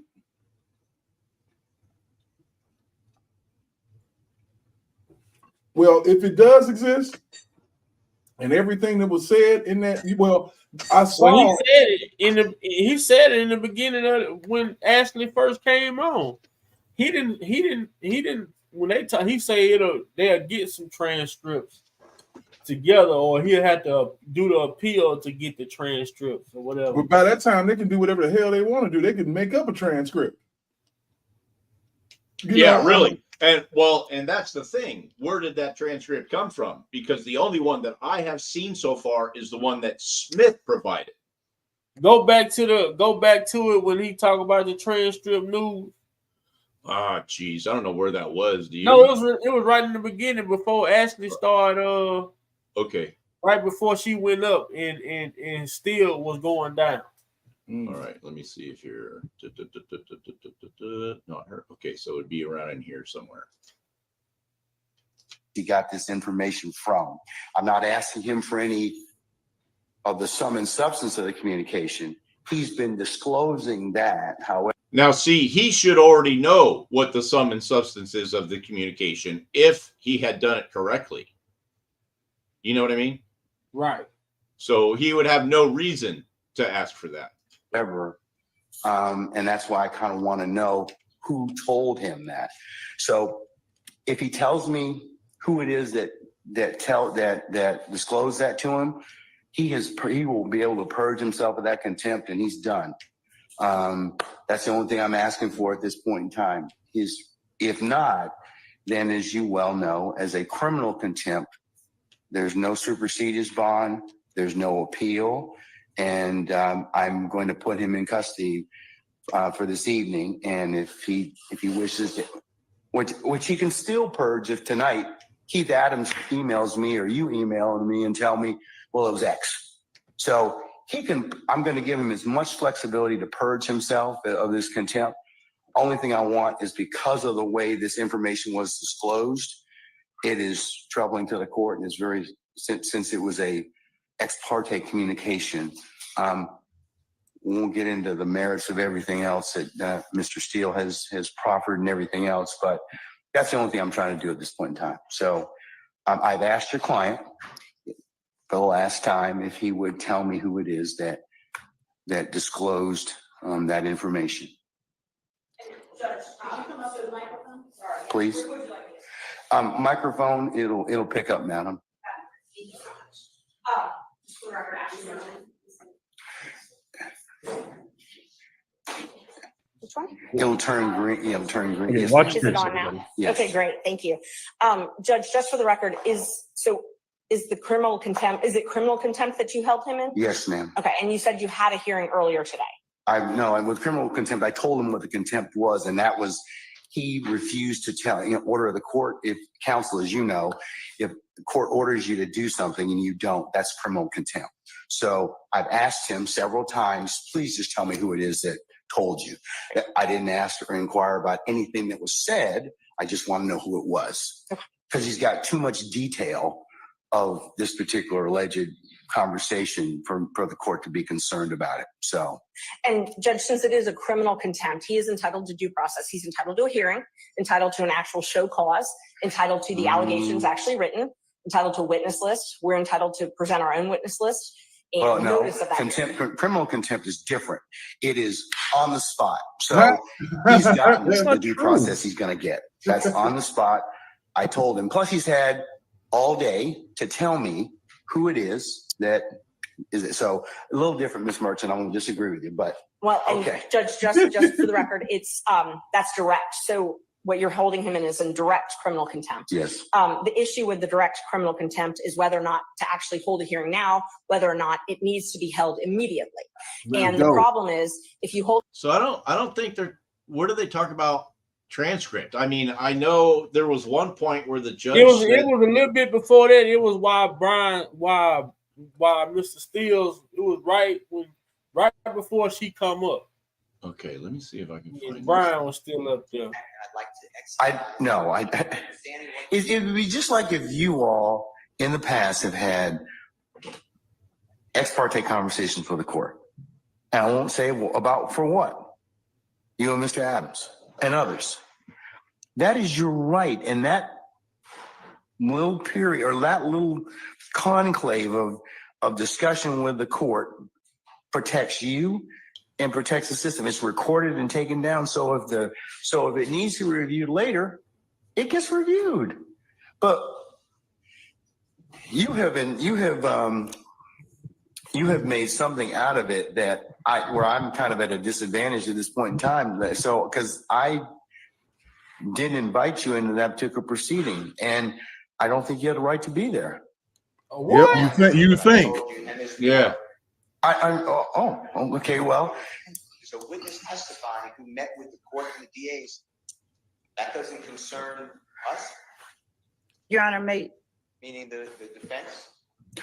Okay, so this is just insane. I mean, the judge is saying basically that you need to tell me who told you. I want to know who tattletaled on me. Mm-hmm. And he's saying that the defense attorney, Brian Steele, had no right to be in a secret meeting where the Fannie Willis prosecutor, as well as one of the top star witnesses, Mr. Copeland, and the judge were in chambers with zero representation of defense.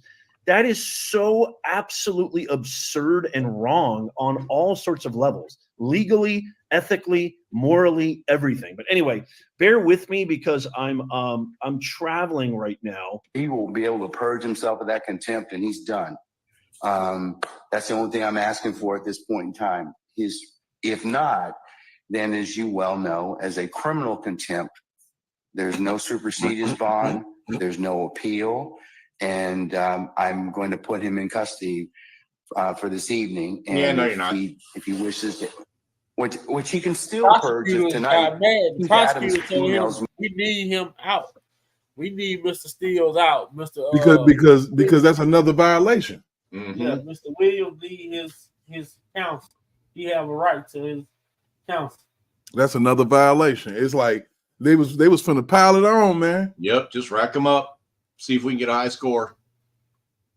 Me or you emailing me and tell me, well, it was X. So I'm going to give him as much flexibility to purge himself of this contempt. Only thing I want is, because of the way this information was disclosed, I want to know how I got found out. Yeah, and the only reason, and there was no legal basis. He was just pissed, and he wanted to take somebody to the woodshed, man. Yeah. Well, he's going to have to do his own investigation. It is not, the lawyer's job, to drop that dime on where he got work product information for his defendant. Not his job. And the thing about it is, he literally was like, I asked him to please tell me. You weren't ordering him to do shit. Yeah. But when you didn't get what you wanted, you turned around and said, okay, well, I'm going to hold you in contempt. It's not contempt when you're asking something that you shouldn't even be asking, because you should have told it. You should have told that shit. You shouldn't have sat here and let these people, because you're being led around by the nose by Fannie Willis and her group of cronies to just do whatever the heck it is that they want you to do. Yeah. I mean, this just shows a level of spinelessness. I mean, this same judge right behind him got a damn comfort dog. Does he really? Yes. Oh my goodness. He got a comfort animal behind the bench. So obviously your ass is mentally unstable.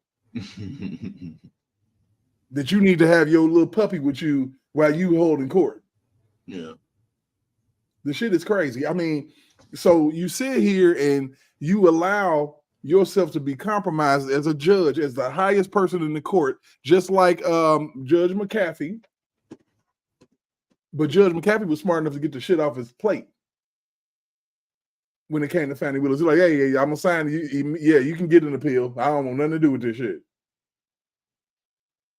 At a point, these judges refuse to recuse themselves because they know these cases are high profile. They know it's a make or break, and they're at the point of no return. Like right now, he is off the cliff and falling. Yep. The man. I don't know which one. I don't know which one he is, Thelma or Louise, but that car is already airborne. Man, it is airborne, and you might as well put your head between your legs and kiss your ass goodbye. Yeah, this is not going to work out well for him. Actually, I mean, Fulton County is under the microscope. And so this is just more ammunition for, that investigation that's been going on now. To keep going forward, to get even more aggressive. Mm-hmm. Because it is crooked down there. Crooked. Anytime you piss off every defense attorney in the city, and they all come come pulling up to your courthouse. Oh man, this guy is gonna have his hands full over the next few months. And with all of this animosity in the courtroom now, how can these people that are on trial get a fair trial? How? Yeah. And now so this guy's trial, this isn't even the topic of discussion in this courtroom anymore. They've completely moved on from Young Thug's trial, and now we've moved on, to all of this drama, which is everything but that, Right. I mean, which muddies the water. Mhm. It muddies the waters. There's no way that he can have a fair trial at this point.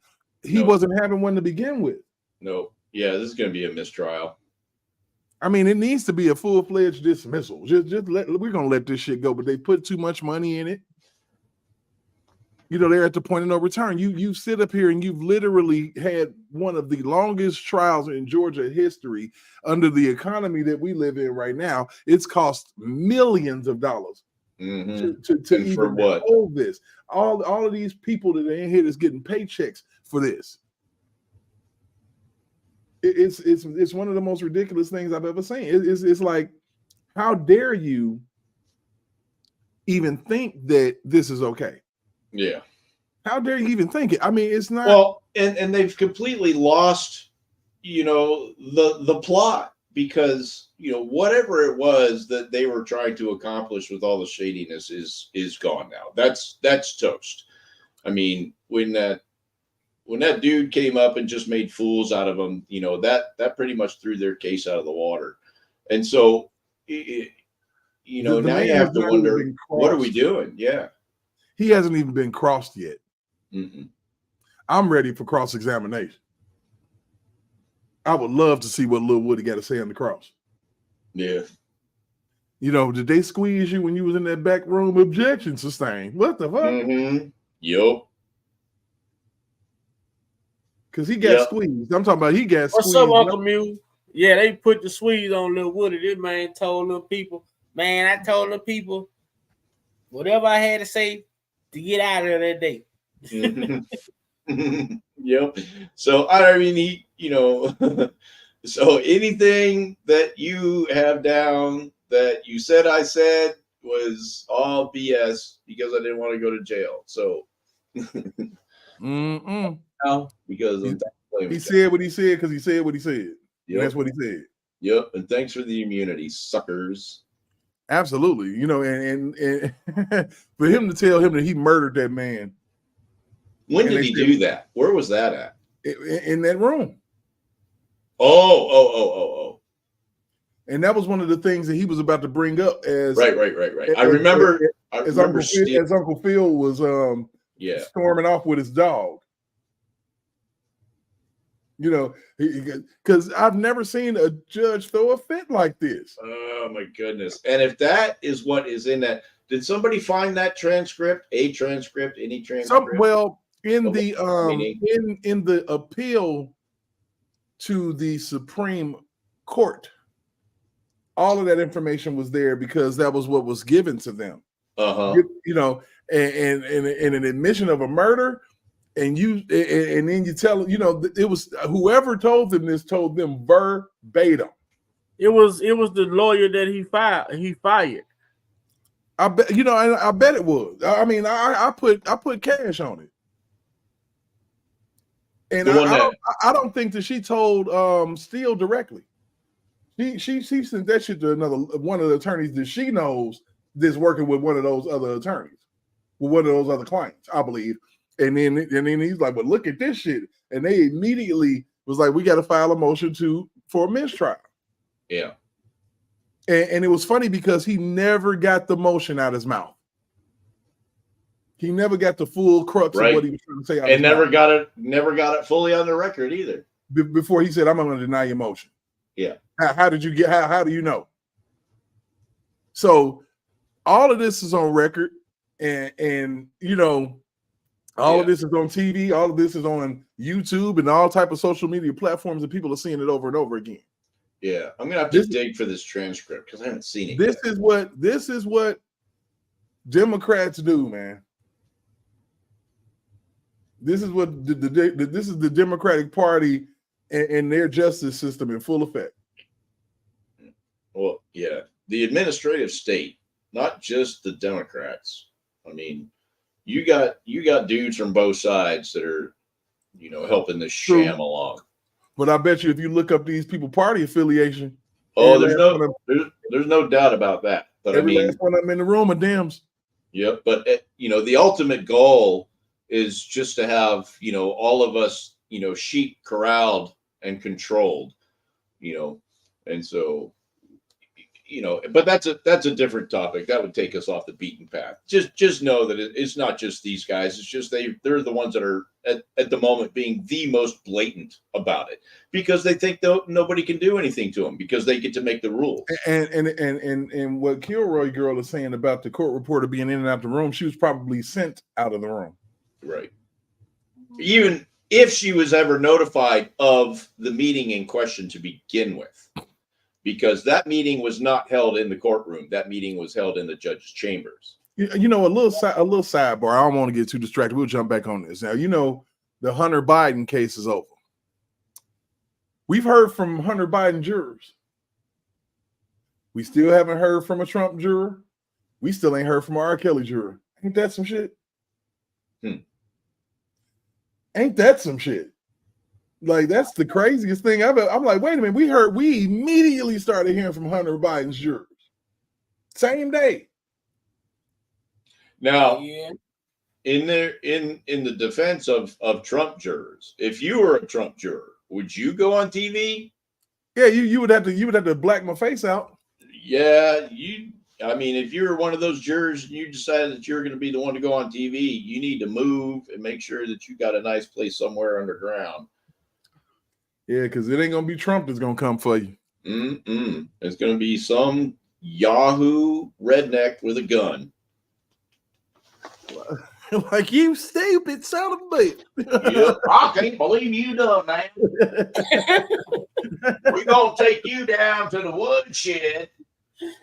Like, boy, I'm telling you, man, the shit crazy. I mean, and like I said, you look at all of this, man. Every last bit of this shit, man, is egregious to say the least. It's like oh no, like, are we really having this happen? And see, what happened was he forgot those cameras was in that room when he was acting the fool.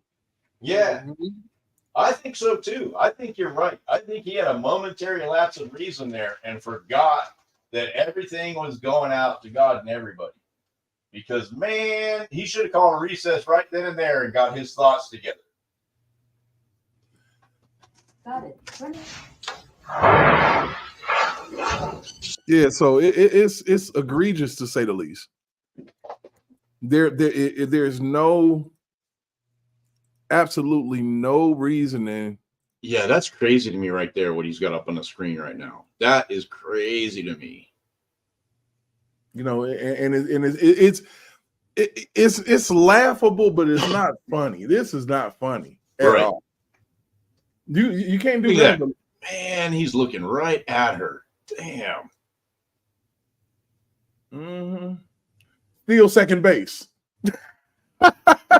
Oh, jeez. Hey, they've been watching the Houston Astros, huh?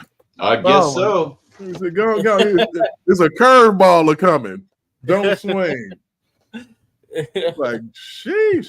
I was like, these fools is clowning. Like, or the Boston Red Sox with the Apple Watches. They, you know what I'm saying? That Houston ain't the only ones that was doing a bit of cheating now. But at the end of the day, man, it's like your cases are weak. And you got to get somebody you got to get the usual. So Lil Woody is the usual suspect. Yeah. Anytime anything go down, they round his ass up. Yeah, he said that. He said that too. Every time something happen, they come get him. What you know, Lil Woody? I don't know shit. Well, I'll tell you what I know. Just let me go home. I'll tell you anything you need. And he don't give a damn about throwing nobody under the bus. I don't know nothing about no Officer Thornton. Officer Thornton. He's like, yes. He's like, are you just saying yes to move this along? Yes. Yes. I don't recall. Now, I was hating that I don't recall, but he had me rolling. I was like, good Lord. But don't it remind you of Azrael? Better. Because he was doing that shit to the prosecution. So that's better. That's better. He played that, and she didn't even know where to go from there. It was just like she got stuck in the mud and couldn't move on. Man, she cried, bro. That was Wednesday. He was doing the same shit, yawning, stretching. sleeping. He got the cussing in there yesterday. Yeah, he was like, I apologize. I get It is, but hey, it make you want to cuss. It's a shit show. Yeah. It's an absolute shit show. You know, and when I get to talk about injustice for everybody and injustice anywhere is a threat to justice everywhere, we watching that shit right now. And they act like they don't even care. It don't even matter that everybody's seeing it. You know what I mean? It is a threat to justice everywhere. It don't matter to certain people because, you know, it's not affecting them personally. Yeah, or it hasn't in the past. Or it hasn't. You know what I'm saying? So they're not looking at it. They're not looking at it from a lens that most of us and most of the people in the chat look at it like. We understand the possibility of us being in a situation and we have to go inside a courtroom. Would we want to be in a courtroom like that? Hell no. Hell to the no, man. I couldn't even fathom having the debt stacked against me like that. Woody, for doing the shit. I say Netflix need to give Lil Woody a what they call the shit, a special. Man, look, this Netflix dude need to give Lil Woody a special, man. This dude said, I done told you. He was like, I done told you. You keep on over and over and over and over and over and over. I was like, boy, he killing her. She can't even handle it. I mean, she literally got stuck on repeat, asking him the same damn question. I'm like, damn, she is asking him the same question over and over again. Yo. You know, so I'm like, you prolonging his testimony. He told you, he was like, look, lady, I told you. Yeah. She's asking him about all these things that are written on a piece of paper, and he already told her, I ain't never seen that paper. Then it comes from 24. Now you can look at this dude and tell this dude don't remember shit. He done smoked so much weed. He done drunk so much codeine and promethazine. I bet he don't remember. Yeah, I'm with you. I bet he don't. That dude done did some drugs, okay? Some real drugs. I ain't talking about no play shit. He ain't been bullshitting. And you bring him up here just like they brought another witness up there that was high as hell, and he admitted it on the stand. He was like, look, I'm about to tell y'all right now, I'm high in a motherfucker. Like, damn. Show. And that was in the same trial? Yes. All this been going on in this bullshit trial. I mean, Atlanta is off the chain. I don't want to go live there ever. Shit. What the hell? Yeah. That's what I tell people all the time, stay out of New York. You ain't got no reason to be there. We're going to have to start including Georgia into that. Man, stay out of Fulton County for sure. Yeah, no doubt. Yo, my son mom was killed in Fulton County. And this dude was a double homicide. They only gave his mother 20 years. At least he got something. What was it? Recently, I think it was in Los Angeles. So the dude that hijacked a bus, killed a woman, and they're not going to prosecute. Yeah, this is Fanny. Because she too busy with bullshit cases. She don't give a, and you notice that these district attorneys don't give a damn about real crime. Nope. That's not going to get them no money. They got another agenda. And it doesn't have nothing to do with the law. That's not going to build a profile at all. I mean, so they just on stuff that really matters. They like, F it, we're going to go for the big fish.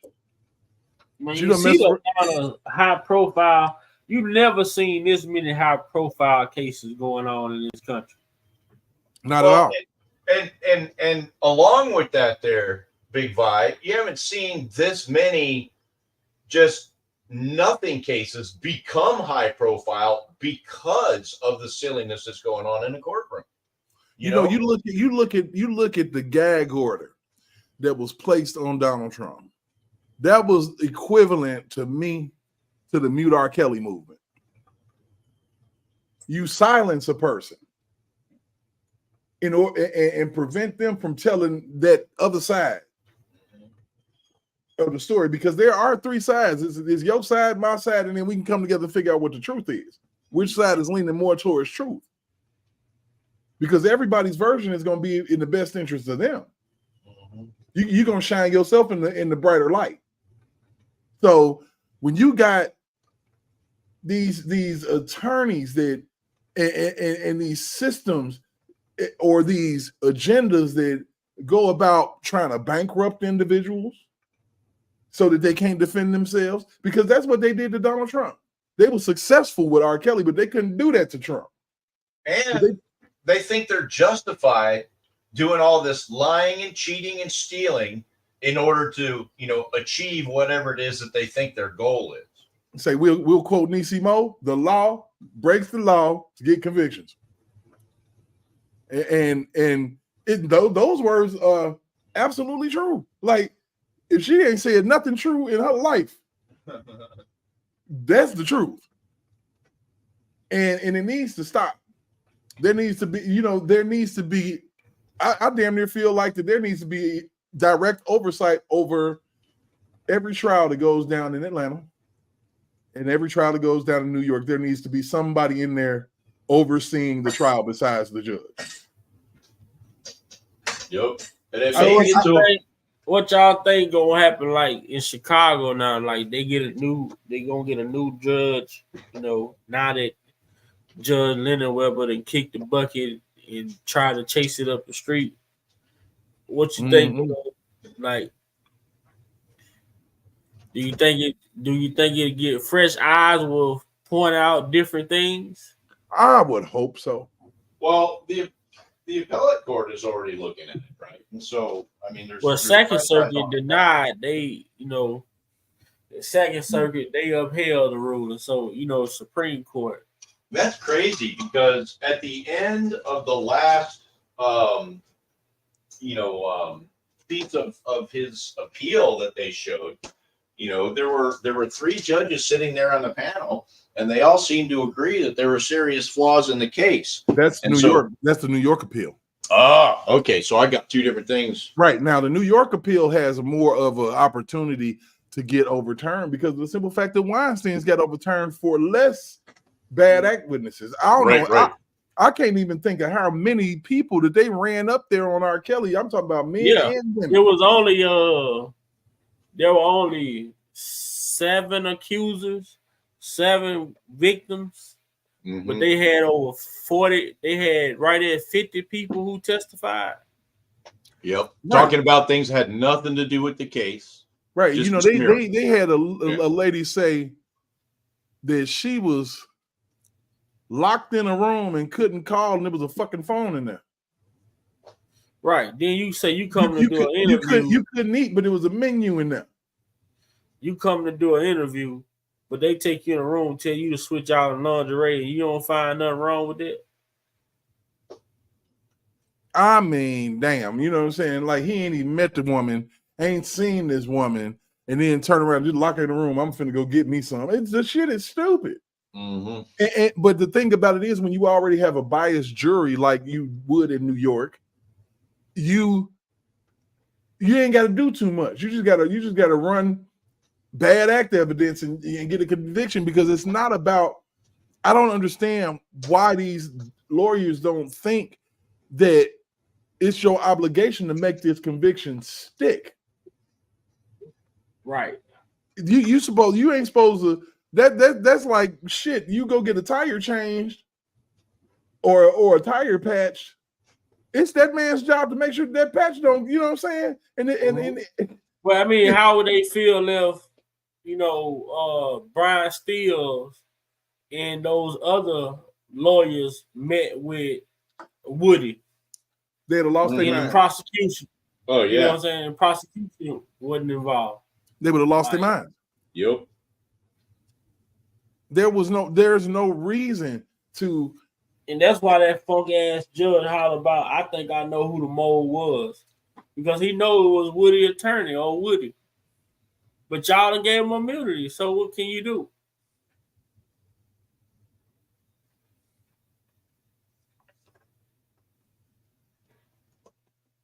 Can't do nothing.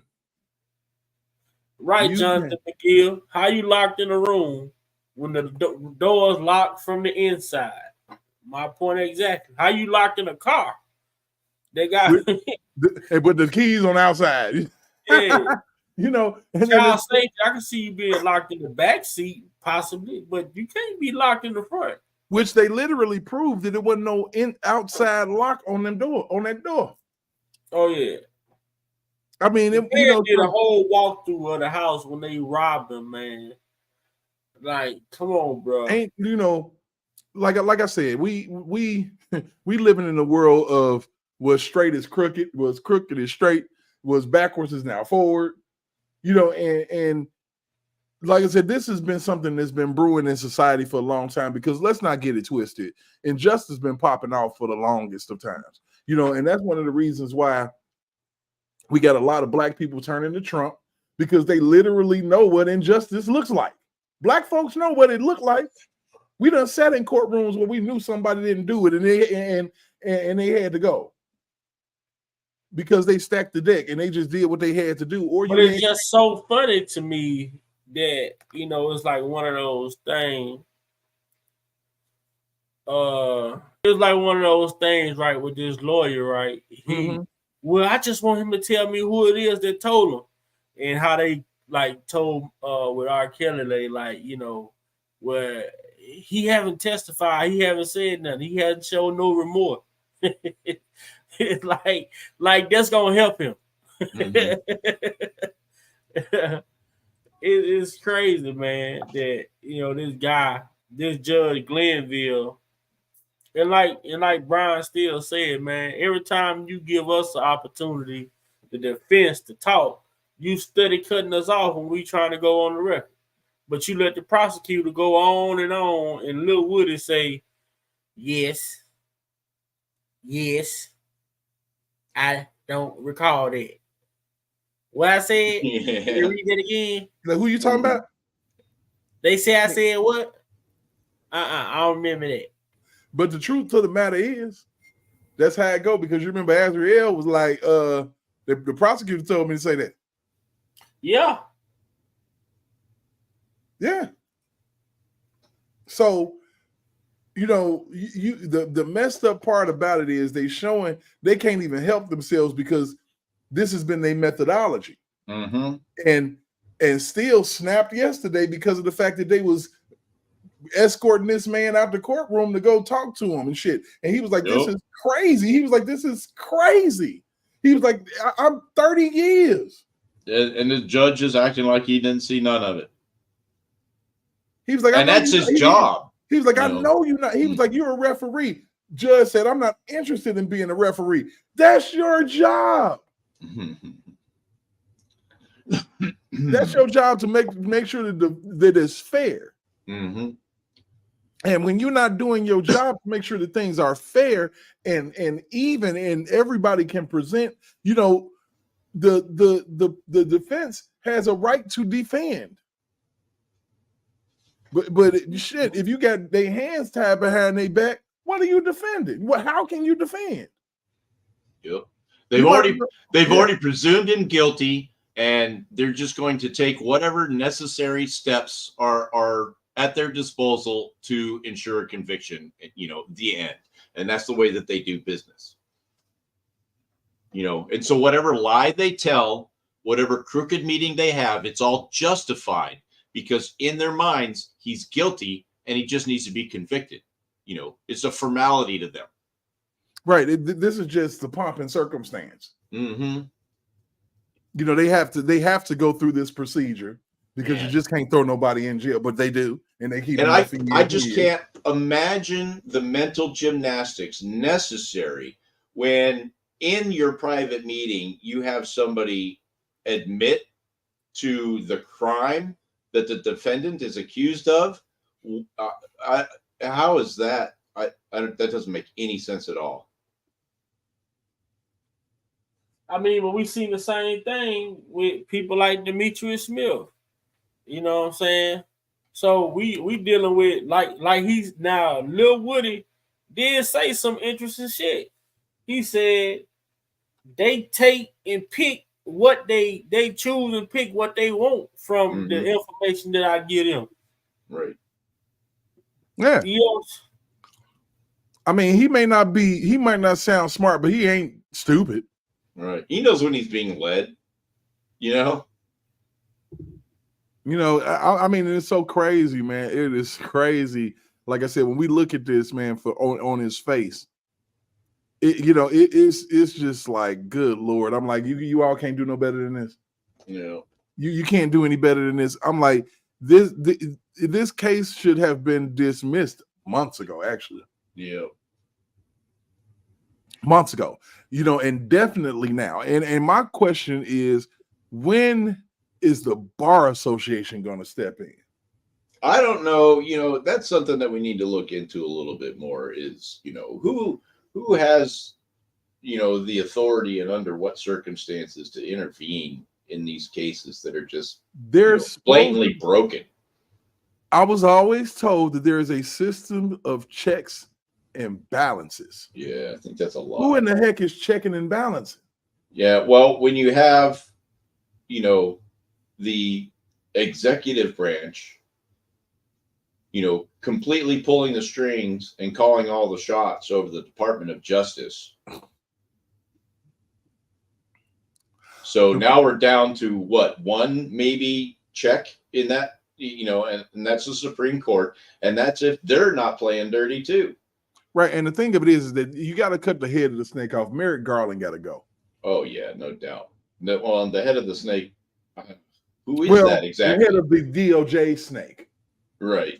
We got Uncle Muse in the house, man. Uncle snuck in on Brother Muse, baby, what's up? Long What's up, time. man? No see. Good afternoon, nephew Vi. Blessings to you and your family and everything. Still praying that everything works out. God is still able. Brother News, Brother Provoke, blessing to you both and your household. Everybody in the chat, may peace and joy be with everyone. I yield back. Yes, sir. Yes, sir, man. Always good to hear your voice, brother. And y'all know the other lawyer, the other judge, he fucked up too. The one that threw the dude in jail for driving. Yeah, because that cat had a license and it was a clerical error. Yeah. Now, come to find out, there's been an update on that. That there was some stuff that he was supposed to do that he didn't do, in order to get his license back. Right, and so it the update that I saw, it's still back on him. And from what I understand, that dude went to jail. Man, damn. But they say he didn't have no license to get suspended to begin with. Damn. Yeah, so it was like a thing happened, and then everybody got all up in arms about it because they thought that the dude was in the right and the court was in the wrong. But in that case, the dude was in the wrong, and the information that the court had in front of him was actually correct. That he wasn't supposed to be driving. Yeah, because I'm like, what the hell? But I wouldn't even answer my phone. I would have, but he old. I would have had my camera off. Something. Well, I'm but I don't over right now. I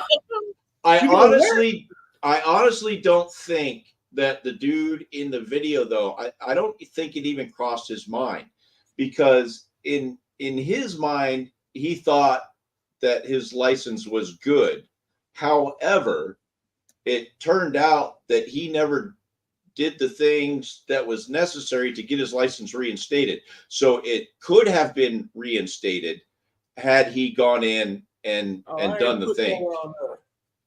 Craziness, man. Yeah, Absolute craziness. Hey, gentlemen, it has been a pleasure. Thank you, Big Vi, for having me. I have got to jump out and do some stuff here.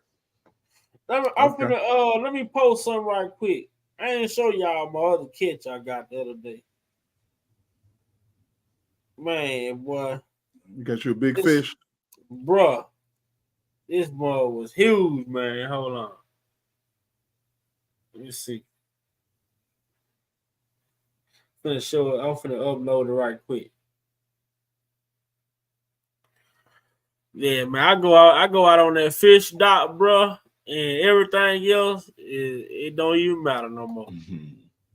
That's the way fishing is for some reason. It's euphoria. Put you in the trance, relax you. Especially if you got a couple cold ones sitting there. You're gonna make me go fishing, brother. Look at this boy, man. I caught this one leaving. We was getting ready to leave. I was like, man, I'm gonna just cast it out one more time. Carla said they need to stop Zoom court for real, man. Yeah. My boy like, damn. No, he said, look at this big old motherfucker, man. That is a big one. Did you cut it, gut it, and fry it? Oh, he got filleted. He going into Crisco this weekend for Father's Day. Cut it, gut it, and fry it, baby. Yeah, I took it to my uncle. He filleted it, boy. I said, boy, that thing, boy. You say, woo. You like, woo. That mother almost pulled me in the water when it snatched my line, boy. I promise you, hit that with some. Get some grits going, buddy. Get you some fish and grits. It's on and cracking, baby. Yep. Man. Oh my God, that's delicious. But I'm telling you what, I'm about to jump out too because Trump birthday today, and he gonna be at Club 47. So we gonna watch that video later on. We together. Cool. Okay. I'll look for y'all. Oh yeah, we gonna watch that video together. I'm gonna go ahead and get drunk for Trump. All right, sweet. Okay. Yeah. That man was on Logan Paul. What was that yesterday? On Logan Paul's. I seen him on UFC. Yeah, UFC. That's. I'm like, he need to show up at a WWE event. See what the hell happened. See if he get that explosion. Because hey, they love him in the fight game. If it's about, they love him, man. You know what I'm saying? But like I said, we gotta really look at things for what they are. As Black people, we gotta vote these people up out of here. We gotta realize that these people are the Uncle Toms. Like that judge, what is his name, Glanville. Glanville. Urine, Mr. Urine Glanville. These are the Uncle Toms. These are the bootlicking trustees. They try to keep you on the plantation and keep you locked up, keep you enslaved. So you gotta post a picture of me, Carla. So we are really at a time where our opportunity to invoke a change is here. It's here and now. We can't listen to what other people say. I mean, I went out last night and listening to people talk stupid. Talk stupid when it came to Donald Trump's situation. I jumped off all the conversations. The R. Kelly situation, talking stupid as hell. And then you got some people that get like when they listen to me, like, man, that make a whole hell of a lot of sense. And then those who don't, like, I don't know, well, fuck him, and he did it, and blah blah blah blah. And you don't get convicted unless you did something like I'm like, you a stupid motherfucker. If you think that people don't get convicted, he must have did something. Yeah, he was living and breathing in Black. Or he was doing something that they didn't want him to do legally, and they wanted to just go ahead and take him out. So it is what it is, man. Like I said, I'm gonna go ahead and check out here in a second, because like I said, I got to get a little bit of prep. I'm still on the clock. Well, I'm about to jump back on the clock. I was able to talk through my lunch, which was cool. But man, I'm glad and appreciate the fact that I know that you've been letting me know that you've been seeing these injustices lately, and your antennas is all the way up. When it comes to it. Right now, I'll be looking and listening. Yeah, but I'll be looking and listening most of the time. This is something you couldn't even not talk about because it was so egregious. It's in our face. Like, damn, you just gonna put it in my face like that and expect me not to say nothing? Wow. Okay. Right. Yeah, that's what this one was. I've been looking at this, and I just ain't. I was like, well, I haven't been caring to come on, but to see it go the way it went, like this week during the trial, I was like, man, this shit is crazy. Mm-hmm. Yep. So before I cut out, I'm gonna go ahead and send out a distress call to my people over here on Big Vi that I started over here with y'all, and I got my channel. I know that some of y'all ain't no Trump fan or whatever the hell, but if you are an R. Kelly fan, if you are a fan of justice in its entirety, or just having a change, you want to hear something different besides the hate train for somebody, come over to my channel, man. Like shit, like it, subscribe. It's not gonna hurt to hear a different side. It's not gonna hurt to hear something different besides what you might not want to hear. And we gonna give you the truth regardless. You know what I'm saying? These brothers that's on the panel with me right now, they come over there and they get down with me because they know what's real. They know how to separate the real from the fake. So, I appreciate all of y'all. You know what I'm saying? I got some people that's on my channel in the chat right now.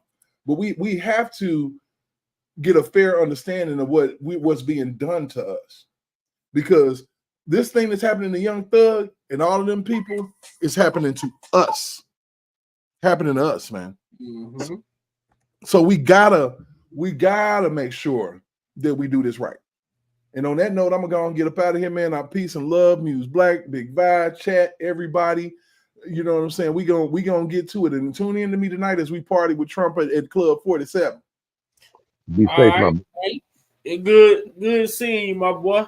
It's been a minute, but it's good to see, you and News most definitely come through. Absolutely. But I'm gonna get with you in a minute. You know what I'm saying? We'll chop it up. I'll give you a call once you get done with your live. All right, sound good. All right, bet. All right, be safe. All right, most definitely. What's up, man? Just laying back chilling. Man, same old, man. Change things up. So we just like I try to keep my head on a swivel. I just yield back and I just watch and pay attention. I don't engage, I just sit back and take notes, with something that I would like to input. I have to be careful about whether or not I want to do it or not. So from the time being, I just been changing my whole approach to everything. Right. And that's it. That's it. You can't go wrong, man. When you giving it attention, you can't go wrong with attention to detail. Right. Attention to detail. You pay attention. You know how much. Anytime you what you got when you become so attentive, you can tell how many grains of sugar in a goddamn jar. That's just how close you have to look at shit. Yeah. And for me, it's just been like a lot of what I thought was what a lot of the things that I thought was really ain't, and a lot of stuff that really ain't is really is. So for me, my peace of mind is, I go out on that water and go fishing, man. And there you go. That part right there. everything else, when I'm out fishing, everything else just it go out the window. When I heard that Leonard Weber kicked the bucket, I said, what? I'm gonna hold my sentiments because I don't pray for. I don't. When you have no regards for human life, for another human life, why should I feel empathy? Well, I guess I can empathize, but I can't feel sympathy for you or your family.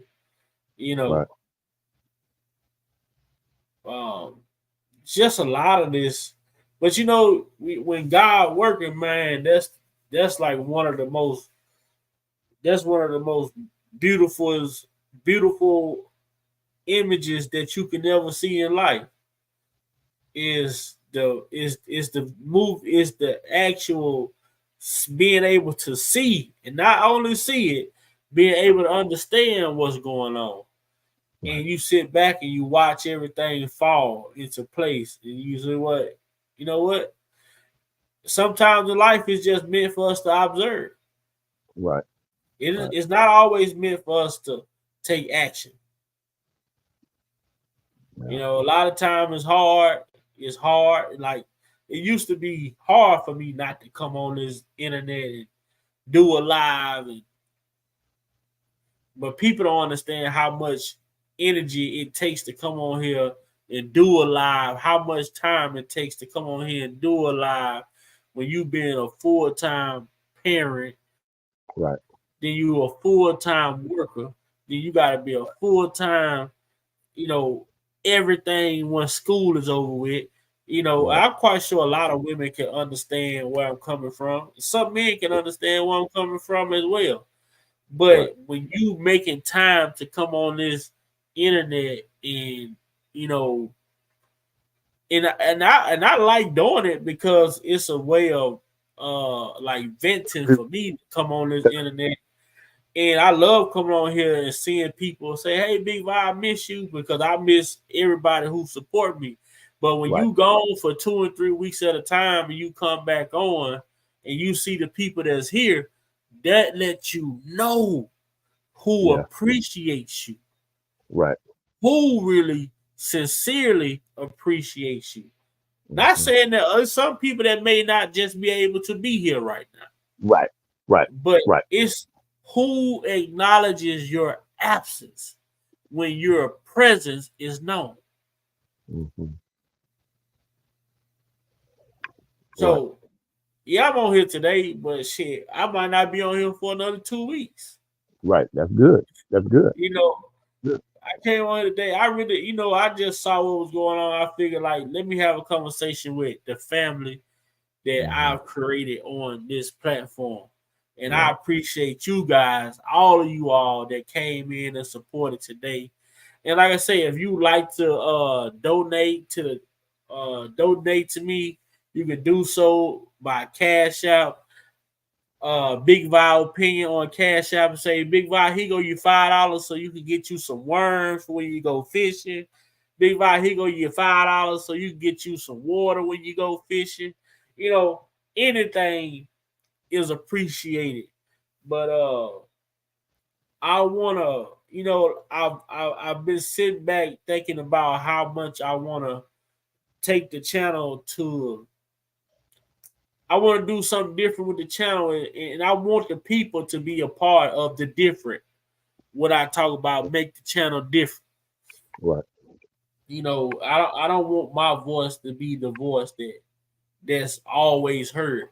I want everybody, the people that's in the chat, everybody to make their voice heard, because when we see what's going on right now in the Young Thug trial, this is why it's important for everybody's voice to be heard. I understand some people like the chat, they prefer the chat, they don't want to come out the chat, but at least once a month, make your voice heard. Right. Right. Because it's You good. know, It's imperative that we get individuals to look at from their angle, because if you can see it from different angles, and then you can come to the table and input your observation, you can discover some things that you just maybe missed. You know what I mean? You got some people with very keen sense of, certain things, like they really good, and it all fits to the puzzle. So that's why, the invitation is put out the way nephew did it. Um, Everybody got something to bring to the table for us to be able to go back over and look at things and say, "Ooh, wow, I never saw that like that. I missed that. You know what? I never even processed that like that," because we are all wired differently. So when you take all of those ingredients and come to the table and say, "Man, what was your perspective?" Like, "Hey, what did you get out of that?" And when you hear it, you look at that thing again and say, "Ah," like Columbo, the old show used to come on. Columbo, I like the Columbo, man, the way he did things, his whole approach, you know, so, yeah, so that'd be good. What I've been doing now, and I just hear back, my whole approach to just everything that's called life journey. I've been focused on personal development, making the necessary adjustments as a human being that I need to make to be the better version that I was born to be, and how to handle disappointments uh, when you realize you're in a toxic environment, work environment, when you're trying to navigate and be civil among family, um, when you discover that your mental health is the most precious thing you have, and you trying to do your best to make sure that's protected, yeah, that's gonna be a dogfight. That's gonna be a dogfight, because things in life and individuals who um, are not okay from within, they're gonna try to get you off your square. You know what I mean? And just different things in the climate. So I'm careful about how I engage about this, how I engage about that, how I talk about this, or how I move with that, because I can do that, all of that, and have a little bit input. But the bottom line, at the end of the day, me becoming the best version every moment that I see breath is my most important thing for me. And anything that distracts or pull me away from that, I have to, respectfully, humbly yield back from it. So that's just my little 2 cent, nephew. I yield back. Oh yeah, man. That's pretty much it, man.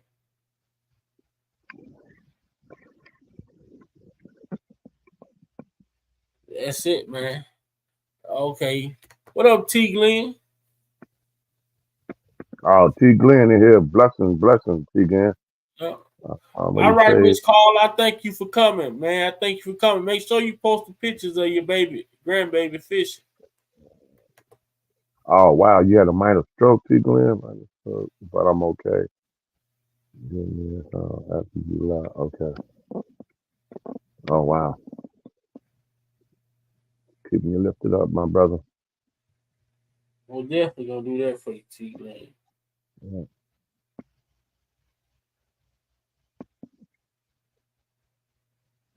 Man, boy, that's why I say it's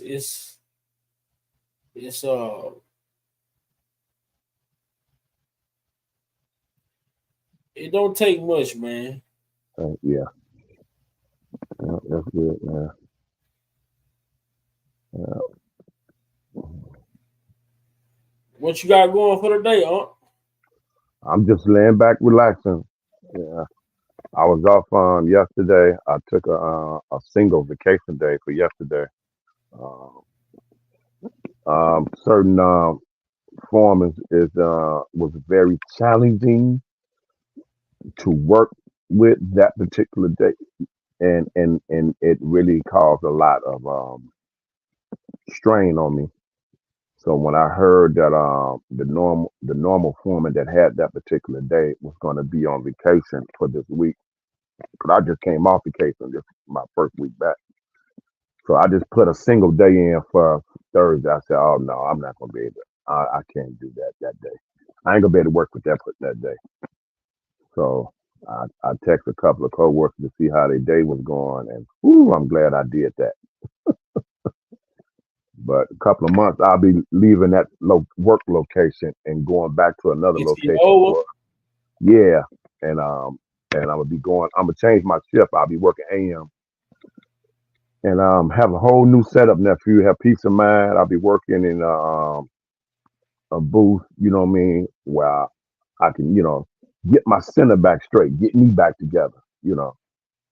And I'm just going to ease on out in that particular section before I retire. So I think that'll be the home location that I retired of. So next couple of years, we're just going to be working and try to get that pension average up, nephew, and try to stay up under the radar, much That's as it, man. possible.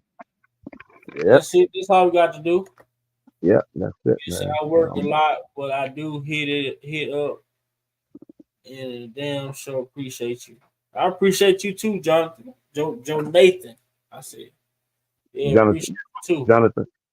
Yeah, Jonathan. Yeah. Jonathan. Yeah. You know, they pronounce it all kind of ways. Yeah.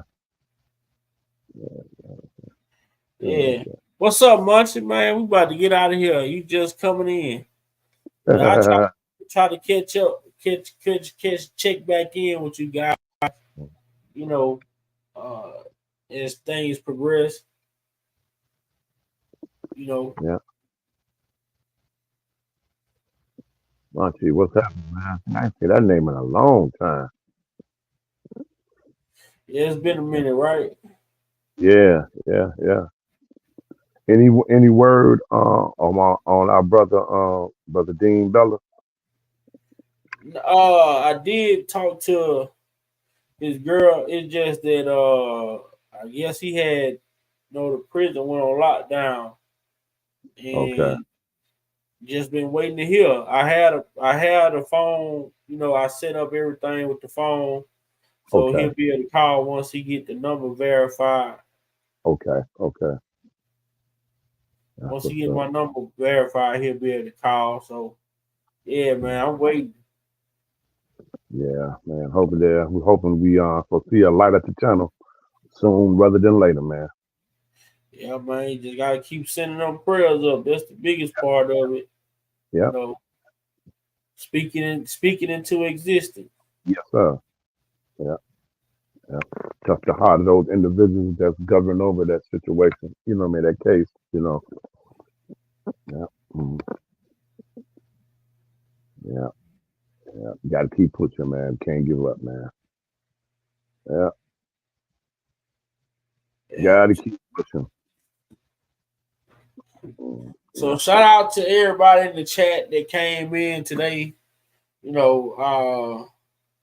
I appreciate y'all and thank y'all for coming and hopping on live with short notice. And hopefully see y'all back soon, man. If some go down or feel like it's worthy to be talked about, then we'll be back. But until then, it's your boy. Much to say, I thought the feds might have got you. No, man, the fish got me, man. Them fish that got a hold to me, man. Yeah, so I used to have free time, but now on my free time I be going fishing. Yep, that's what's up, man. It's very therapeutic. You need that, man. You seen that big one I caught up? Yeah, I saw it. Yeah. Me and my cousin we caught about 3 days. We caught like 200. Like what? 200 fish. What? Yeah. Wow. Boy, that's some eating for some time, boy. Yeah, we having fish fry for Father's Day, so okay. Oh, that's what's up. This Sunday is Pac's birthday. Yeah. Yep, just the 16th is Tupac's birthday.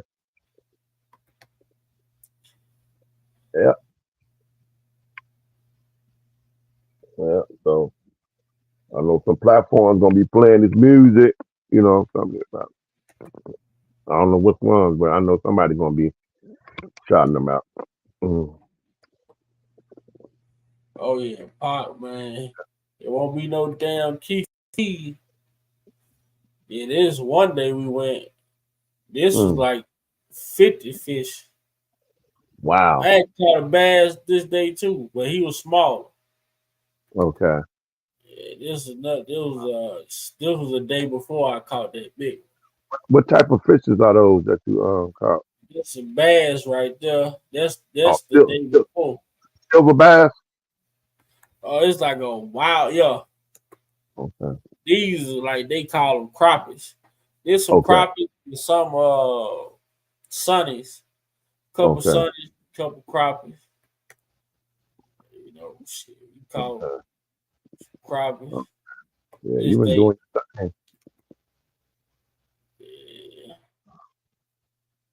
Yeah, man. So this is what I've been doing, man.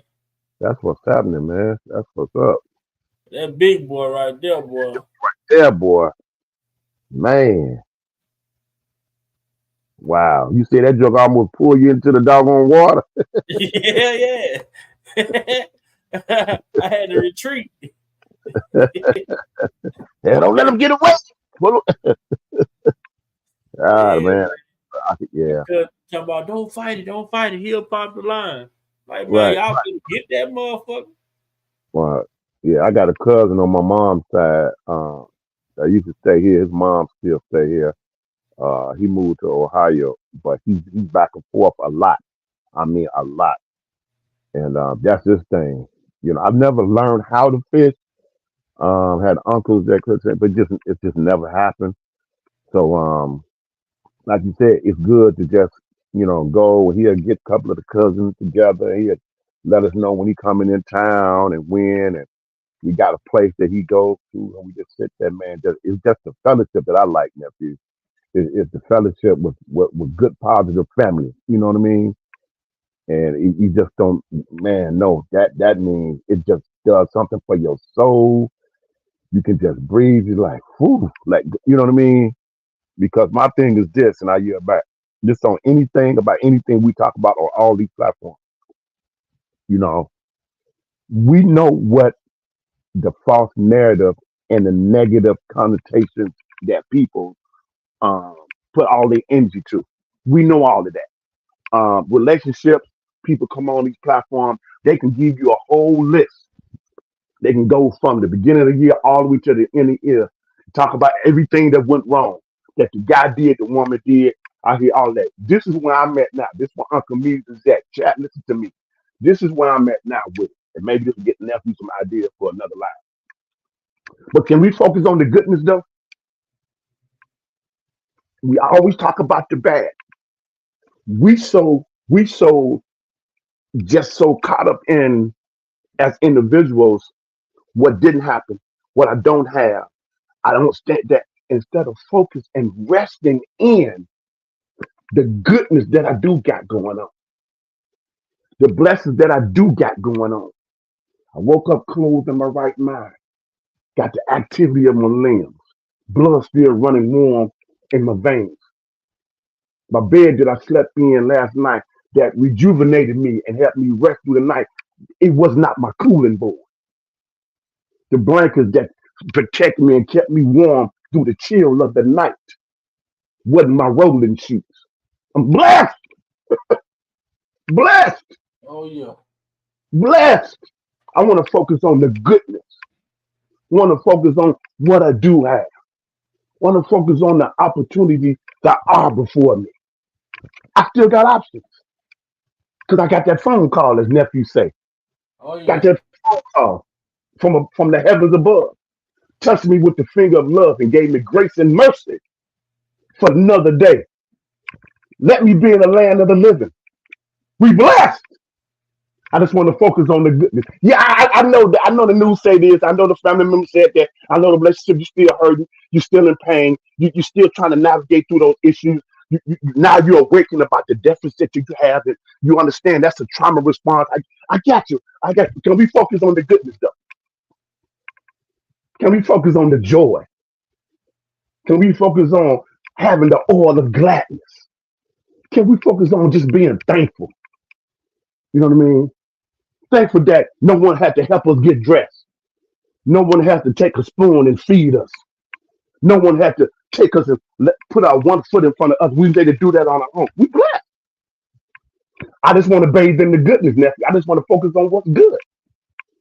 I got another than negative. I can watch the news and hear nothing but negativity. Get on social media accounts and our platform. I already talk about all the negative stuff, all the foodery and all the Face it, crap. face it, Glorilla. Yeah, we gonna focus on the goodness. We just gonna focus on the goodness. You just gotta focus on the goodness. That's where I'm at with it. And anybody want to spend all their energy, all of their resources, all their voices on anything that's negative and toxic and drama that has nothing that will help me be the better version as a human, I got to get away from because I want to focus on the goodness. I yield back, nephew. That's my little last 2 cents. I just want to focus on what's good and how blessed I am and the Oh opportunities I got for me. If I want a better life, it's up to me to do the things that's necessary to have a better life.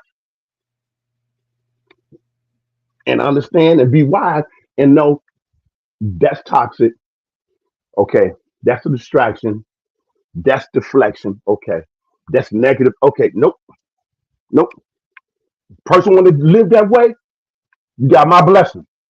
But as for me, Joshua said, Joshua 24:15, as for me in my dwelling, in my house, I'm going to certainly do what's the goodness. Just want to focus on the goodness. I'm aware of all the badness. I'm aware of all the negativity. I know it's around me. Can't get around it. But I'm going to focus on goodness. I'm going to focus on making the necessary adjustments. That's it, nephew. That's And it. anybody that's not focused on that, they're being influenced by the evil one. It's just what it is. It's just what it is. But we're going to focus on the goodness. We're going to focus on the goodness. I don't even talk to family members that's negative, nephew. I don't even call them. I don't check. I'm busy. I don't even give them the opportunity to even have a conversation with me with the energy of the negativity of anything, no matter they don't mean it, don't even be aware of it. I don't even allow it in my ear gate. Mm-hmm.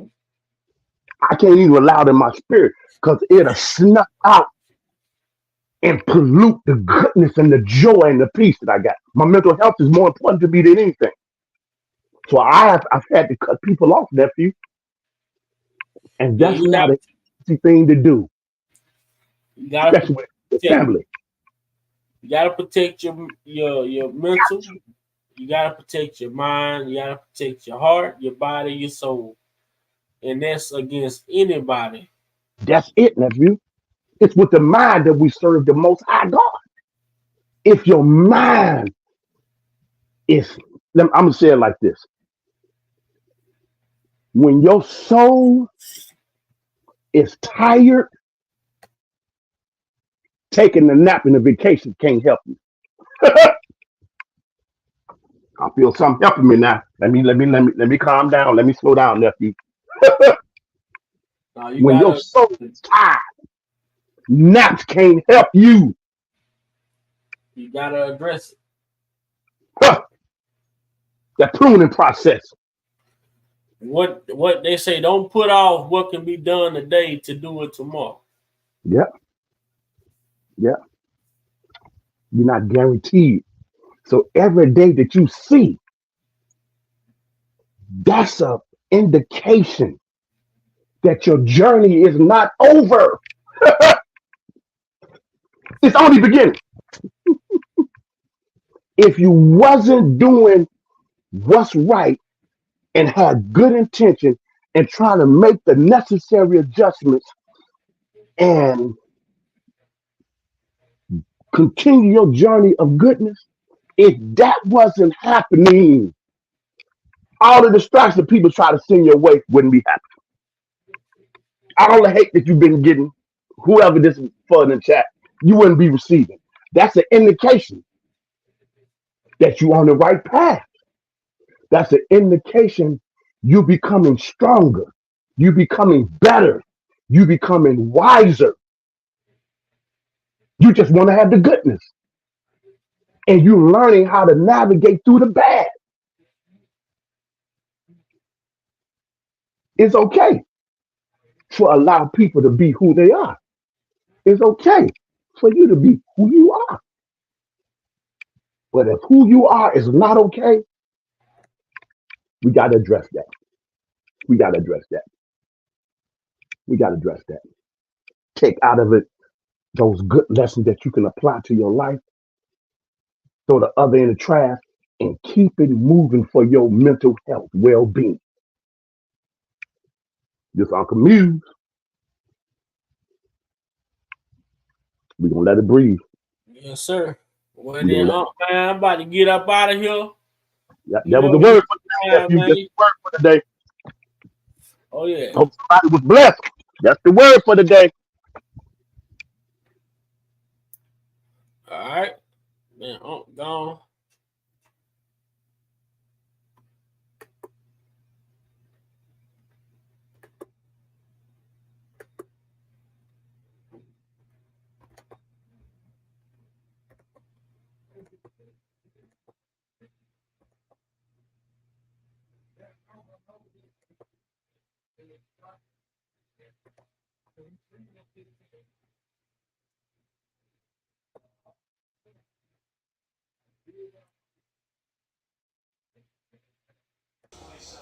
And I just really want people to know, I don't.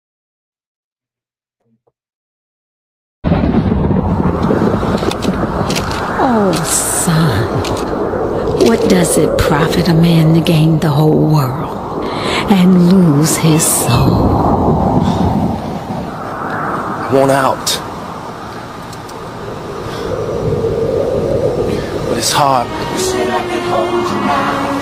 I need answers, Mama. Robert. I need answers. Son.